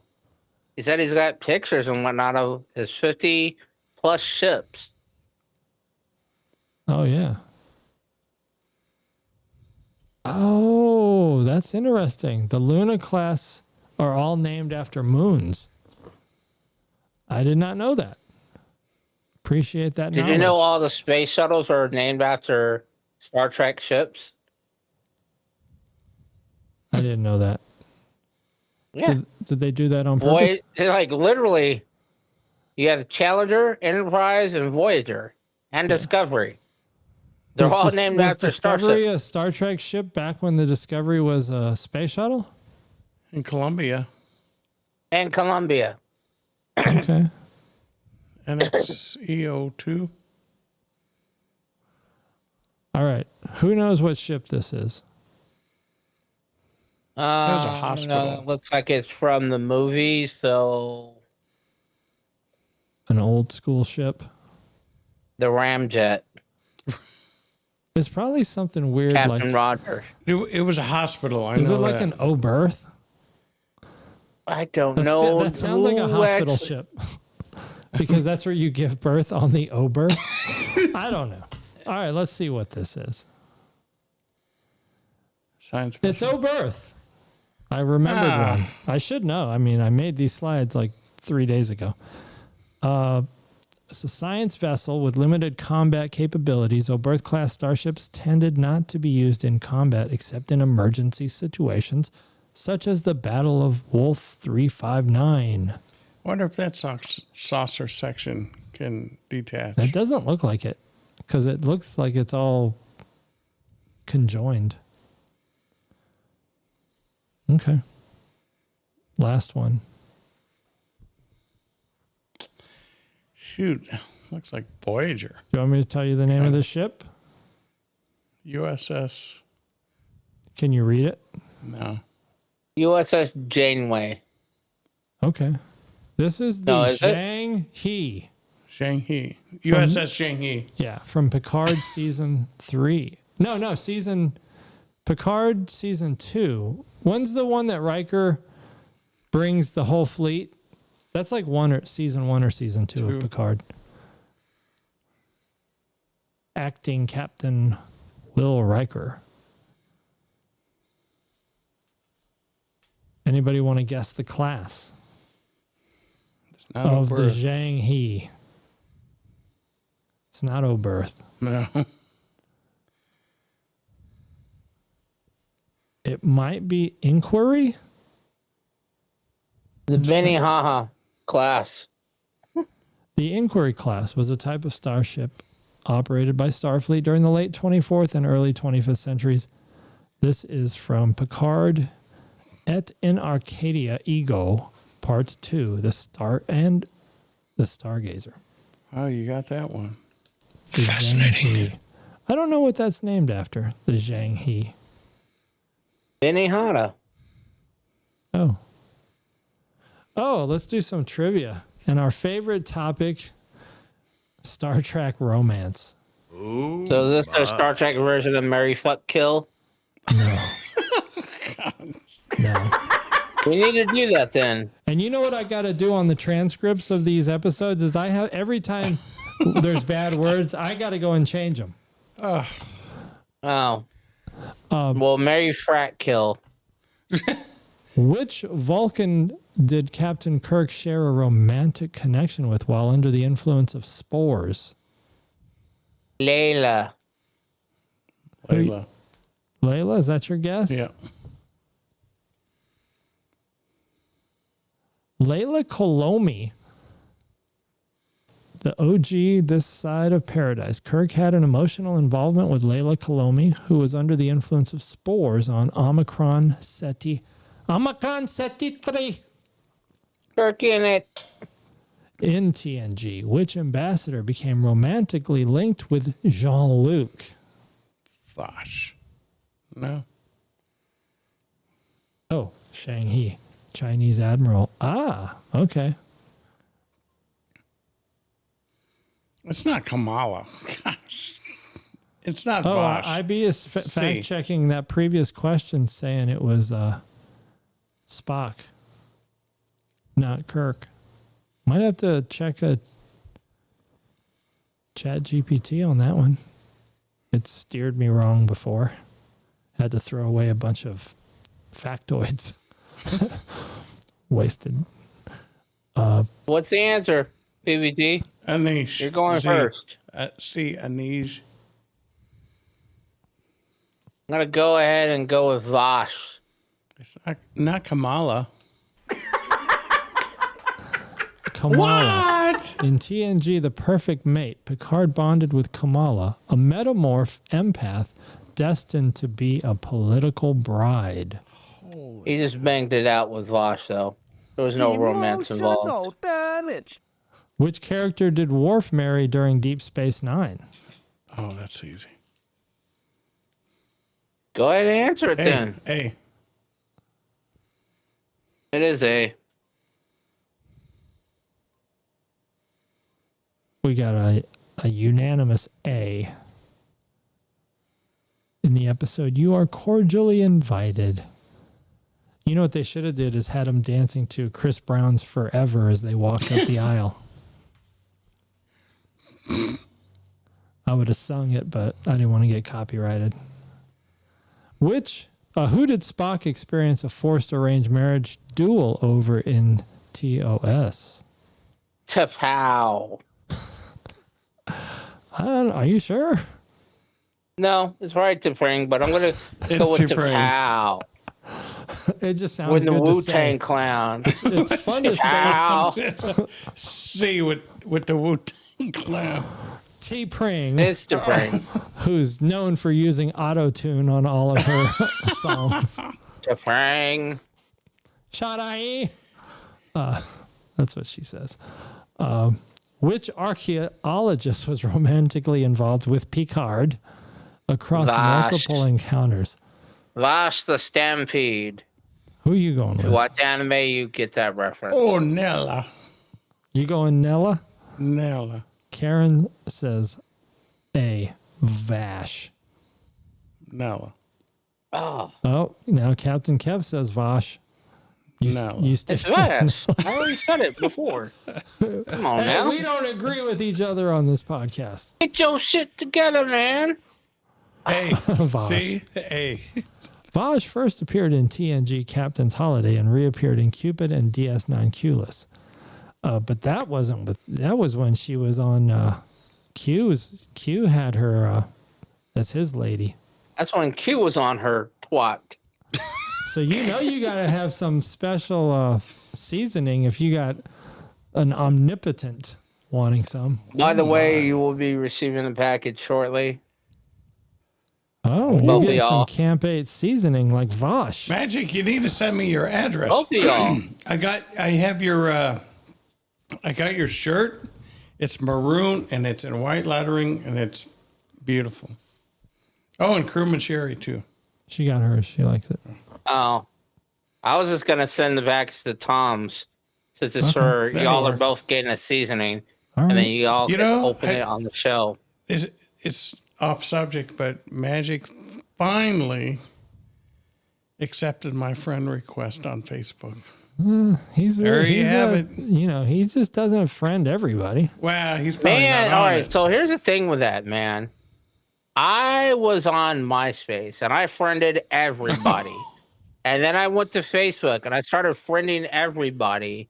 And at some point I was like, I need to keep like my bike life separate from my regular life and like high school life.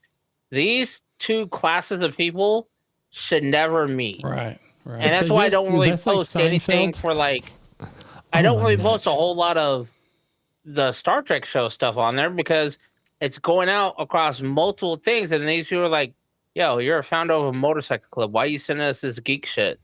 And so I don't take a lot of friend requests in Facebook like that. And I'm Secret. literally This is about his to go secret. through and just Hey, start you're gonna- deleting people. You're gonna expose his secret. That Well, he's a no, Trekkie. I understand 100%. I have the same thing. I do From your government. motorcycle club. No, I do government COVID. Well, it's just that COVID like there's stuff some and things that like covert. other people should not see. Like And it shouldn't be seen. yeah, like I want to send memes. Like when I spend my day and I'm talking to people and I'm at work and I'm scrolling Instagram or whatever, I come across things that I want to send to people, but I'm like, they're not gonna get it. Right. Like they're just not gonna get it. And some of the people I want to send it to Nanu. aren't on these social things. Star Trek stuff, I send to you guys all the time. But then there's anime stuff, because I watch anime and play video games, that I'm like, fuck. I can't Right. send this to any of these I people. hear you, None of brother. them will get it. I hear you. Yep. And that's why I've changed the banner. The Trekkie friends you always wish you had around. That's us. We can talk Trek. When we go to our production meetings on Thursday nights at the Mexican restaurant, Magics, you should. Man, I wish we could go. we talk Trek. It'd be If groovy. I knew that I could leave for 4 days and not have to worry about anything, I would totally do it. You need to But get your Bring transporter working. bring a cousin over. Dude, What? oh my god, no. It's not even... I can't even do that, dude. I can't. Like, I'll talk about it after the show. But I can't do that because Cousin. people, she's Jellicoe. That's what it is. She is Jellicoe. Magumbo? And she has bullied all of these people into doing shit. You're And it's going like, down the wrong path on this one. all right. Let me take my shot real quick.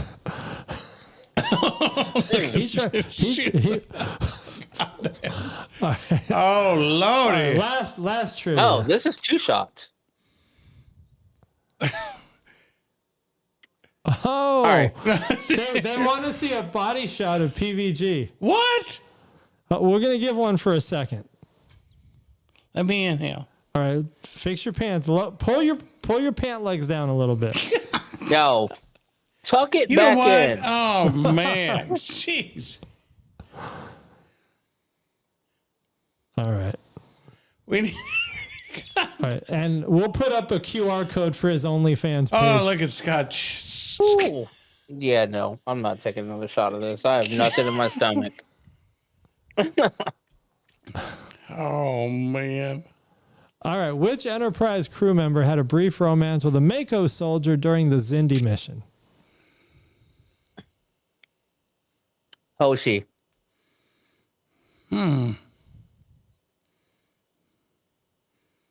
Wow. T'Pol? I'm gonna go ahead and say that's very racist how you spell it out, number C. Khadijah? Khadijah. Hoshi Sato. Hoshi developed a relationship with a Mako Corporal Chang. Hang. Oh, that's probably Why does that Daniel. name sound so familiar? We just talked about him. Daniel Day Kim. GDK. Wow. Oh, last one. Who did Beverly Crusher admit long-standing feelings for? Barkley. No. not Barkley. Barkley. No. It should have been, Barclay. it should have been Barclay. It's Picard. Packard. Picard. Piciard. Piciard. Is that how you say it? Piciard? In French, yeah. Oh, I didn't know there was one more. In DS9, who did Ezri Dax become romantically involved with after Jadzia's death? Jay Ulian. Yeah, I agree. Okay, now with Cisco. I was thinking of Worf, but I think it's Julian. Karen says That would just be weird. Julian. Although I Ezri think they Dax tried. and I think they Julian. tried like once, and he's just like, "No, get away from me, tiny human." Let's do it in the mirror universe. Tiny human. Oh, there you go. End of document, resume banter. That was for Mgyx, because he said, end transmission. That means we're leaving. We're out of here. Yeah, that gives the essence of the ending of the transmission, but yeah, No, I hear you. you could have left off the resume banter. That just made it weird. You have a habit of pushing things just over the edge It is where it's weird. not needed. Julian at the end. That's all that matters, right? It's who- Julian was the horn dog of DS9 from the very get-go. He was trying to bang everyone. It was. I'm That's surprised he weird. didn't hit on Hoshi. Or not Hoshi. Who? Keiko. Oh, Keiko. Oh, well, they all look alike. Damn. Oh, Yellowfin and tuna taste all the same. Wow. Chief Scott with the humor. He is. I known saw for- a Jeep today. Oh, you got to take Yeah. the gift, the little gift for Chief Scott. Oh, all right. It's been sitting here for like 2 months. I didn't know that. Come on, man. You gotta get together. I've been working, man. He's so I busy. work for a living. You know, you guys probably work 8 hours a day. I work 8 hours a day, but it's actually like 16 hours in an 8 hour day. Probably not. Oh, guess what? Probably not. He had a episode. He's gonna go. Where are you going? Oh, he's gonna go outside and check the security perimeter check. No, I'm good. I'm good. I really am gonna tough it out. Oh, There you go. Alexander. Take control of the situation. Oh, in real life? In real life, Julian impregnated Kira? I mean, sure. That's what they say. I hadn't heard that. I don't one. think she looks even remotely close to the same that she did on the show. I think she kind of blew up like Kirstie Alley. But is Kirstie Alley still alive? Yeah. I mean, I You hadn't sure? heard otherwise. Listen.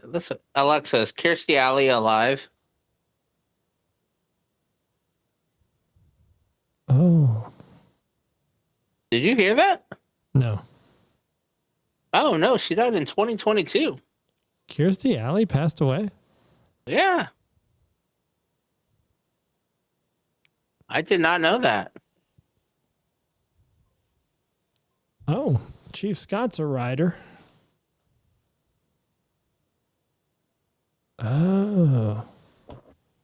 Man, IB is spilling the tea here.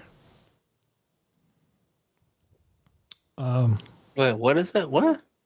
We ride Eastern, KY, and Tennessee and West Virginia. Oh, real quick before I forget. Do you have to work tomorrow, by the way? Gotcha. No, that's why I'm okay with waiting until after the show to eat, even though I am starving, Yeah. like Marvin. I may treat myself and go get some food, like some Popeyes. Or like some Jollibee. No, Jollibee's is all right. They have good spring rolls type things, or I forgot what they're called in Filipino. They're like egg rolls, but they're a lot smaller. Art's mom used to make them, but Interesting. they call them egg rolls. But she made really good ones. Yoli made good ones as well. She only made them once, so I forgot what are they called. PVG, wash your hands. PVG, You what gotta pretend dialect like- of Asia are you? Walk back here with a paper towel to at least pretend you washed your hands. PVG, what dialect of Asia are you? Am I on? I am Can Dutch, you hear me? Indonesian. So you have no idea. Dialect what? Dialect what? Asian. That's what type of Asian are you? Filipino, Chinese, Japanese? My what? dad was Dutch, and my mom was Indonesian, From Jakarta. from Jakarta, Indonesia. They were both born there. There was a Dutch colony in Indonesia. Riots happening there right now, by the way. Yeah. Keep up with your people. My dad was a blonde-haired Dutch guy, and my mom was an Indonesian. And here I am, like a Samoan kind All of. right. I'm just trying to remember what the name of the spring rolls are for Filipinos and Philippine dining. Lumpia. Thank you. Yes. Jollibee has good lumpia, but yeah, their chicken, it's all right. The rice, ain't got no kind of flavor to it. So, Oh, I'd rather just make my own rice and add some Camp 8 to it. we were talking about Mako's earlier, and then someone had mentioned something about seals or something. Like that made me think of a show I was watching the other day on Amazon. Terminal List, something. The new one or the old one? The new one. I just started watching the old one. I'm on episode 3. Okay. It's hard to get through. Well, this new show is like focused on one of the side characters, but it's pretty good. I think it's a prequel of how he got into. Yeah. So it's all right. It's only got 3 episodes out so far. I think I watched the first 2. I figured if I could get through Lioness, I could hopefully get through this. If it picks up like Lioness did after 3 episodes. If it doesn't, I think may it not make did. it to the end, and I may not watch it. The Chris Pratt Terminalist. Yeah, the Chris Pratt Terminalist. Yeah, I think it got good. I think it got good towards the end. If it's just Cloak and Dagger, see, that's a weird thing. I don't like, even though I like the movie Cloak and Dagger back in the 80s, I don't like modern day Cloak and Dagger movies. It's just boring to me. Yeah. Like the Mission Impossibles that are all like, oh, it's a tense situation. There's no action, and oh, we got to sneak in here, and oh, we got to use these gadgets that they gave us.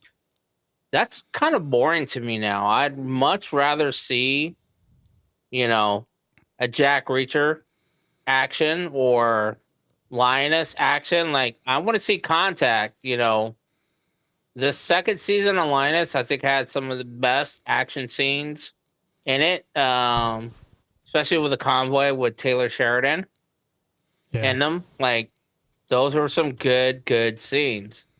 I'm not seeing that really with Terminalist yet. I get like a 5-minute thing and like, oh, the guy's in the car, we shot him. That's it. Nothing else. I don't remember Terminalist. All right. Before we wrap, question of the day. I watched The Accountant too on Amazon. It's pretty good. Yeah. I have a list of movies and shows to watch. Question of the day. And this will be more of like get everybody's theories. Why does every captain in Starfleet not have a Betazoid sitting to his right? I think she was a beta test. I see what you did there.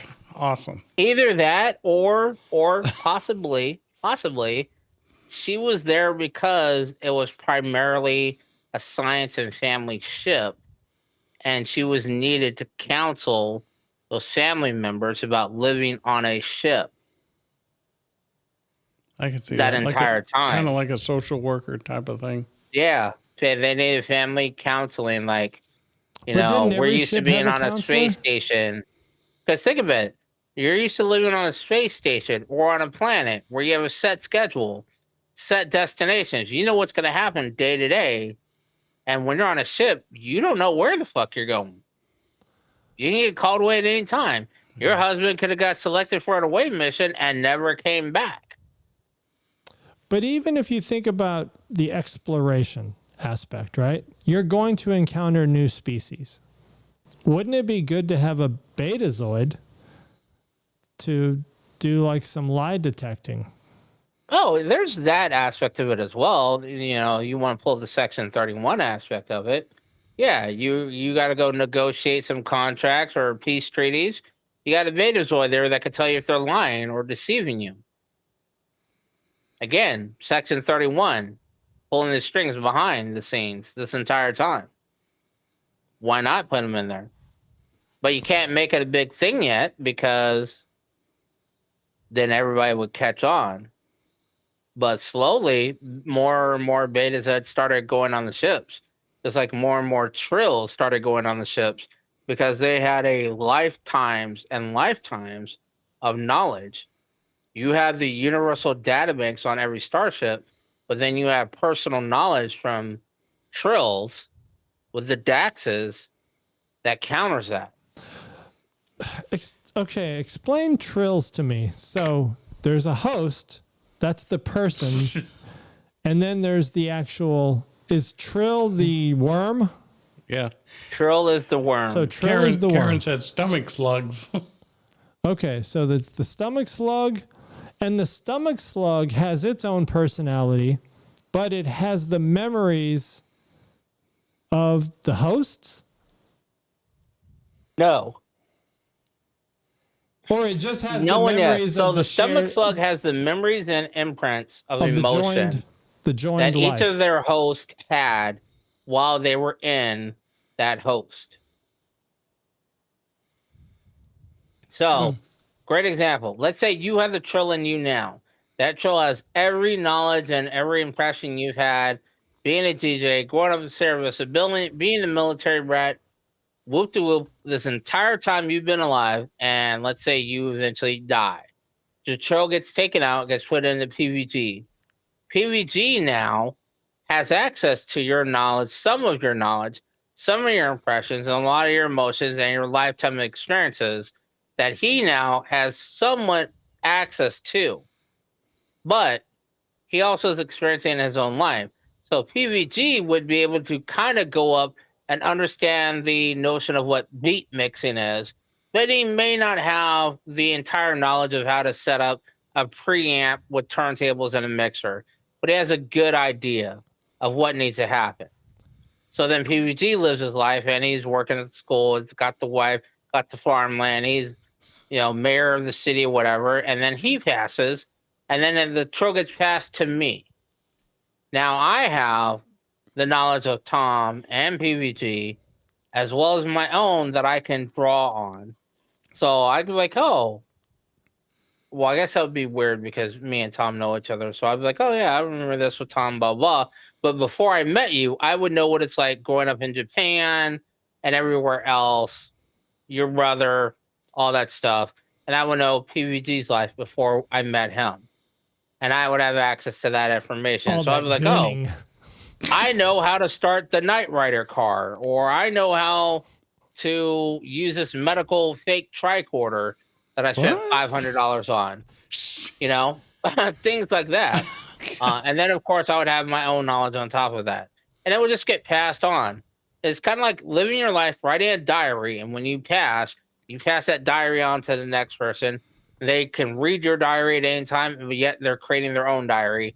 And the diaries just build up a book collection over time until eventually something happens where the Trill and the host die. I don't know how long that is, though. How much influence does the Trill have over the decisions of the host? So that is, I think, one of the tests that you have to go through as before you can become a host, is if you're easily influenceable. Like Captain Kev said, Jadzia was also carrying the love for the one host. She also carried the despise of her previous host, or previous Trill, that kicked her out of the academy. And then when she did the whole separation, she found out he kicked her out because he was in love with her. Curzon, yes. So she passed the psychological aspect of not being easily influenceable, but one of the other hosts was passed, and he shouldn't have been, and became a mass murderer or a serial killer. Yeah, so that mass murderer. So you're saying that the previous host, there's no real influence. There is, because some of them carry musical influence. One of them is like Jadzia, loves Klingon food and Klingon opera, and is great with a bat lift because one of her previous hosts was a Klingon, and that carried over. So they have impressions, but I think the test is whether or not you could be influenced to, let's say, carry out an assassination or undermine a government or anything like that. Because I think if you are susceptible to that kind of influence, right, you're not allowed to be a host. One of the old Dax hosts was evil, and that's from that episode where they split out, and Cisco took that host. Oh, you're getting broken audio. What? Oh, that may be. Let me look at my stats. Yeah, your video is distorting, and Ninja as well. I don't know if that's me or you. Oh, it might be you. How's YouTube looking? YouTube looks fine. Yeah, I think we all look good in YouTube. I think it's our connection. Okay. What do you think, Chad? So, Jadzia, let's see. Well, there's a lot in here. This one might do. No, I'm still. Had a 15-year mission. Where families were on board and the need for account. Yeah. So, Galaxy Class Enterprise had 15-year mission. That's why families are on board and they need for counselors extremely long-term space missions. It says Mary Jetsia was also carrying the love for that one lady. However, it is forbidden to carry on relationships after the original host dies. I remember that episode as well, Captain Kev. I'm on season 4, episode 5. I just finished it. And that's the one where Kira and Dukat go on that mission together and start to bond. So, I mean, I've watched DS9, but only when it first came out. Like, I was watching episodes, you know, I didn't have TiVo or anything, so I had to watch it when it was on. So, I missed a lot. I probably missed like every other episode. So, a lot of DS9 that I watch does hit me for like a first-time watch.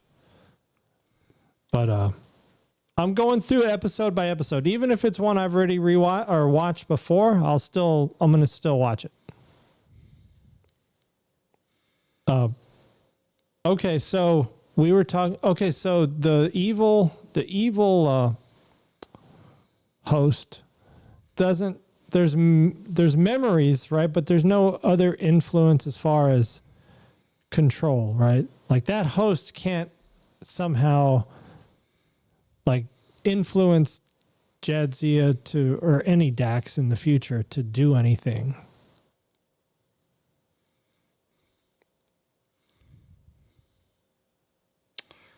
I don't know. Yeah. Like I said, there's impressions that they can give off, but like I said, I think it's the training. I think if you were to put a Trill or a Trill and a weak host, I think that Trill could definitely influence them because they're not trained. You know, their mind is not strong enough as it is seen. Like you've seen this in several episodes where like, oh, their mind, they put a barrier in their mind. I can't break through. You know, I have mind training to prevent you from influencing me, that kind of thing. I think a weak host, you could be influenced to do just about anything. Because like I said, there's a lot of Trill and a lot of hosts that later on carry over those same things. Like when Jadzia broke apart, she had the one that was a ballerina or a dancer. And when they separated, the host was dancing. The other one was great into like I said, Jadzia herself still loves the Klingon one. She took a blood oath with him. And there's all of these other people were weak-minded people. So not only was the chick that dances influenced to like dancing, she started dancing. And she's like, I'm not a dancer, but I was dancing all night long. You know. So a weak mind, I think it would definitely can be influenced. Which is why I'm wondering why they have not infiltrated more places. But I don't know. Yeah. It's definitely got to be a two-way street, or it's like schizophrenia, I guess. Yeah, and like Captain Kev says, you know, Jadzia's nickname was Old Man from Cisco. But Jadzia and Curzon had a bad relationship. Only until after the separation.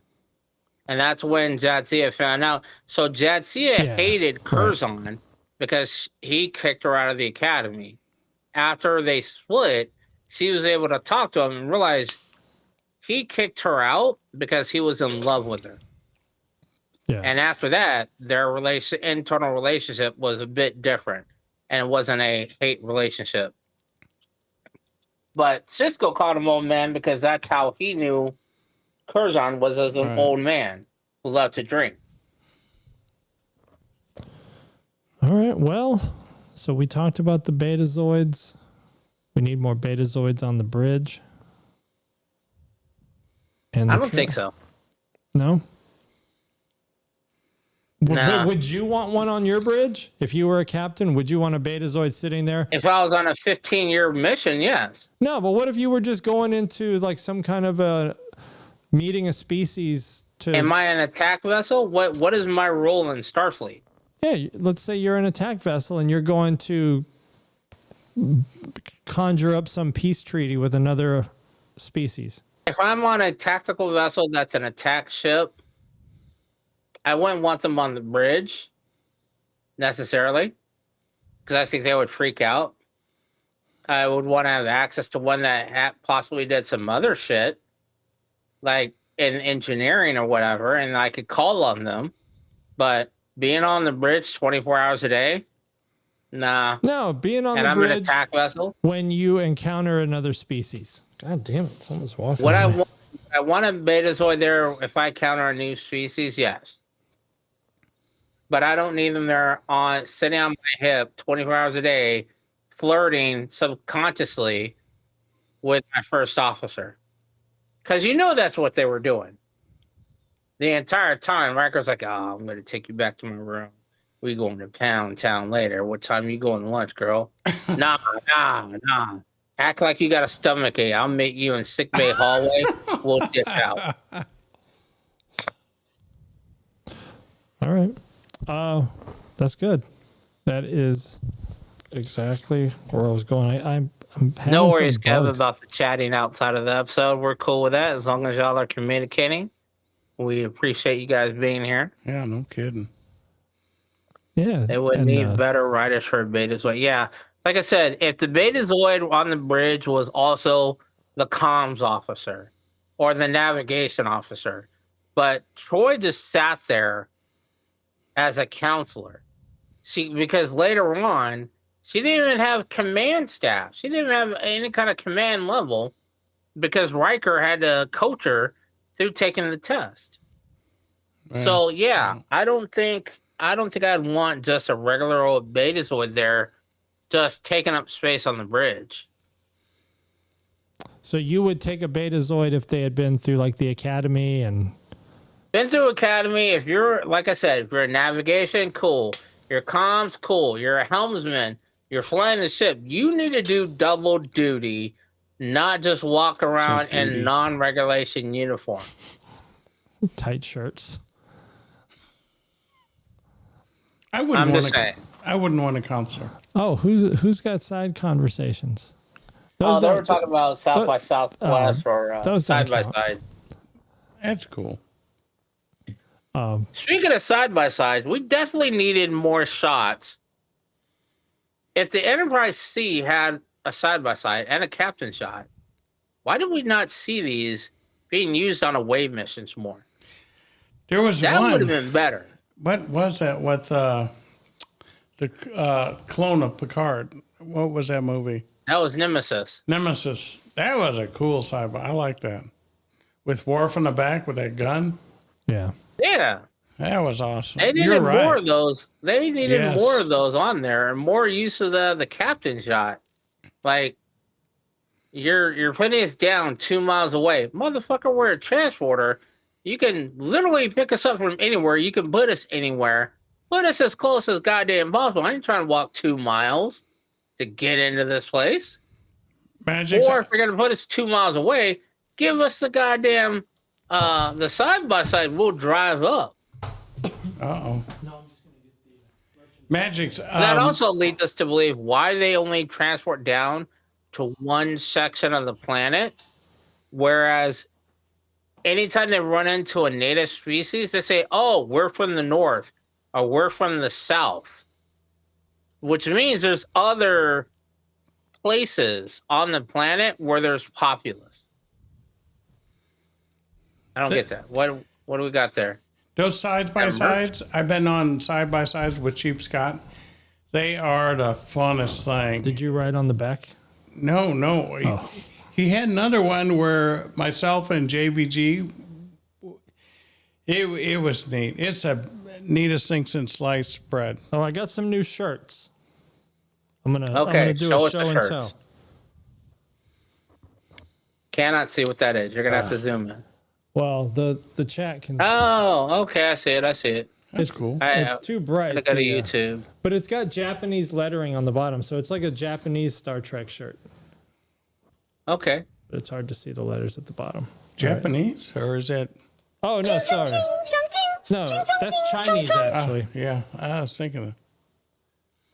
Where can I hang this? I don't So you're saying the Enterprise was made in China? that shirt was. This is just a regular shirt. Nothing fancy. Starfleet Academy shirt. Who's going to wear those? Just whoever. And just a Nice. just a red NCC 1701 shirt. You know, it's kind of like non-uniform stuff. I've seriously been thinking about making graphics and opening up a T Republic or Spotify shirt place, because a lot of people make Star Trek gear, and some of it's okay, but it's like, this could be better if you remove this, or if you added this instead, or you didn't put this corny ass saying here, or make it the what is it, colors of Benetton. Yeah, there's some Star Trek shirts out there that would be really cool if they were just like a little simpler.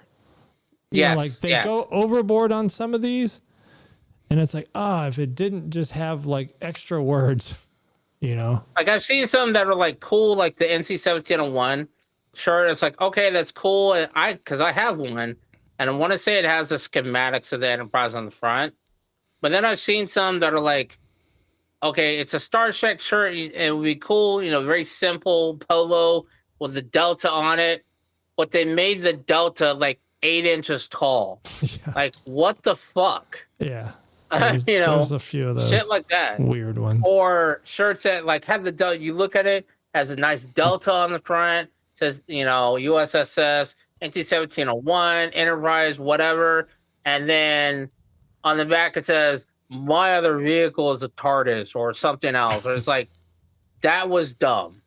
Like, you didn't need to put that on there. Or they got the Vulcan hello or the Vulcan symbol, hand signal on them. Like, that doesn't even make any goddamn sense. Captain Kev says he's got a Shaka when the walls fell. I think him and Chief Scott might be twins on that one. I think Chief Scott's got that shirt too.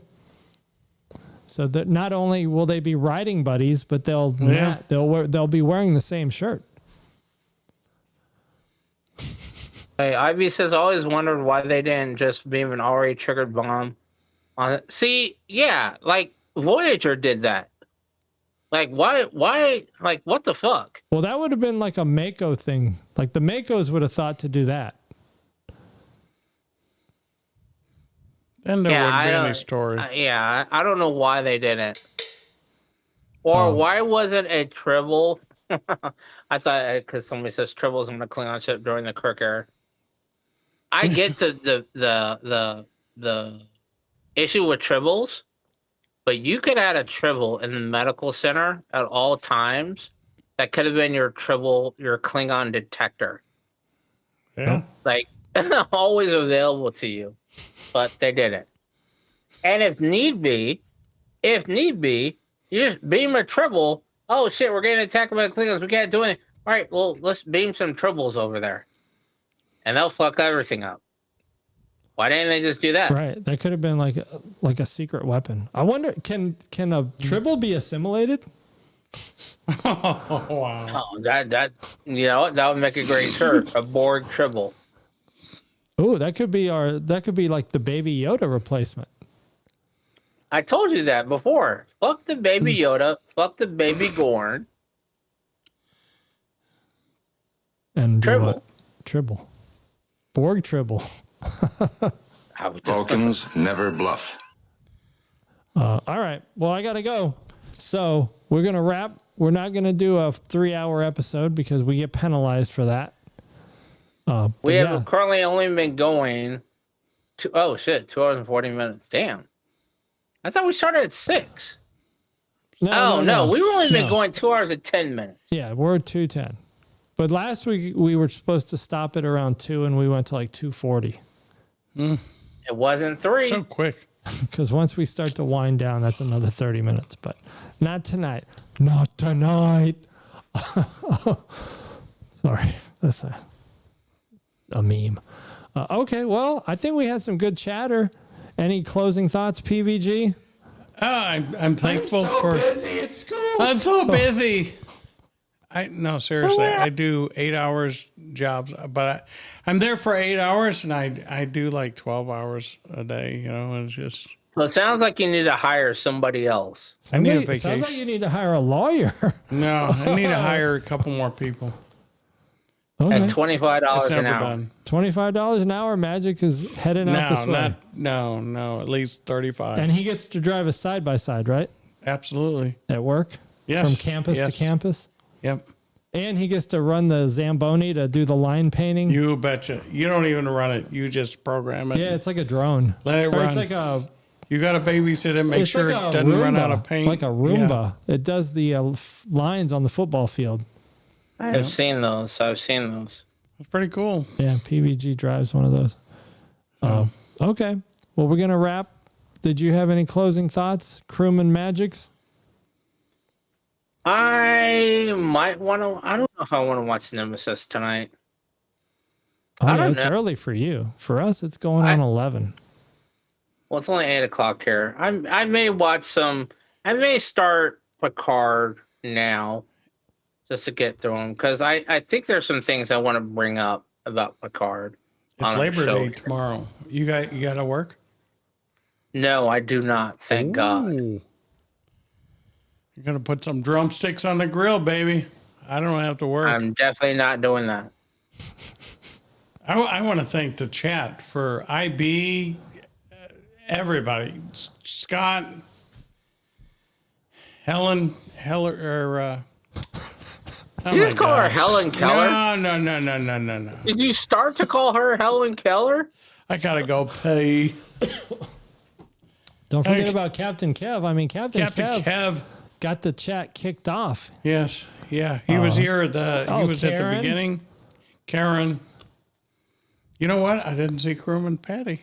Or Crewman Sherry. Patty, Crewman Sherry. Well, Crewman Sherry just came back from Chicago. They were driving all day. The Windy City. Yeah. Thanks. Yeah. Thanks, you guys. Hey, and yeah, I mean, keep your eyes out for some new shorts. We'll have some factoids coming out on the YouTubes. But if you're subscribed with notifications, you will know when we put those out. So thanks, and we'll catch you guys next Sunday. Love you guys. Check you later. Nanu. Toodles. I would do the nanu, but Tom's already got that one. So I know, trademarked. Adios.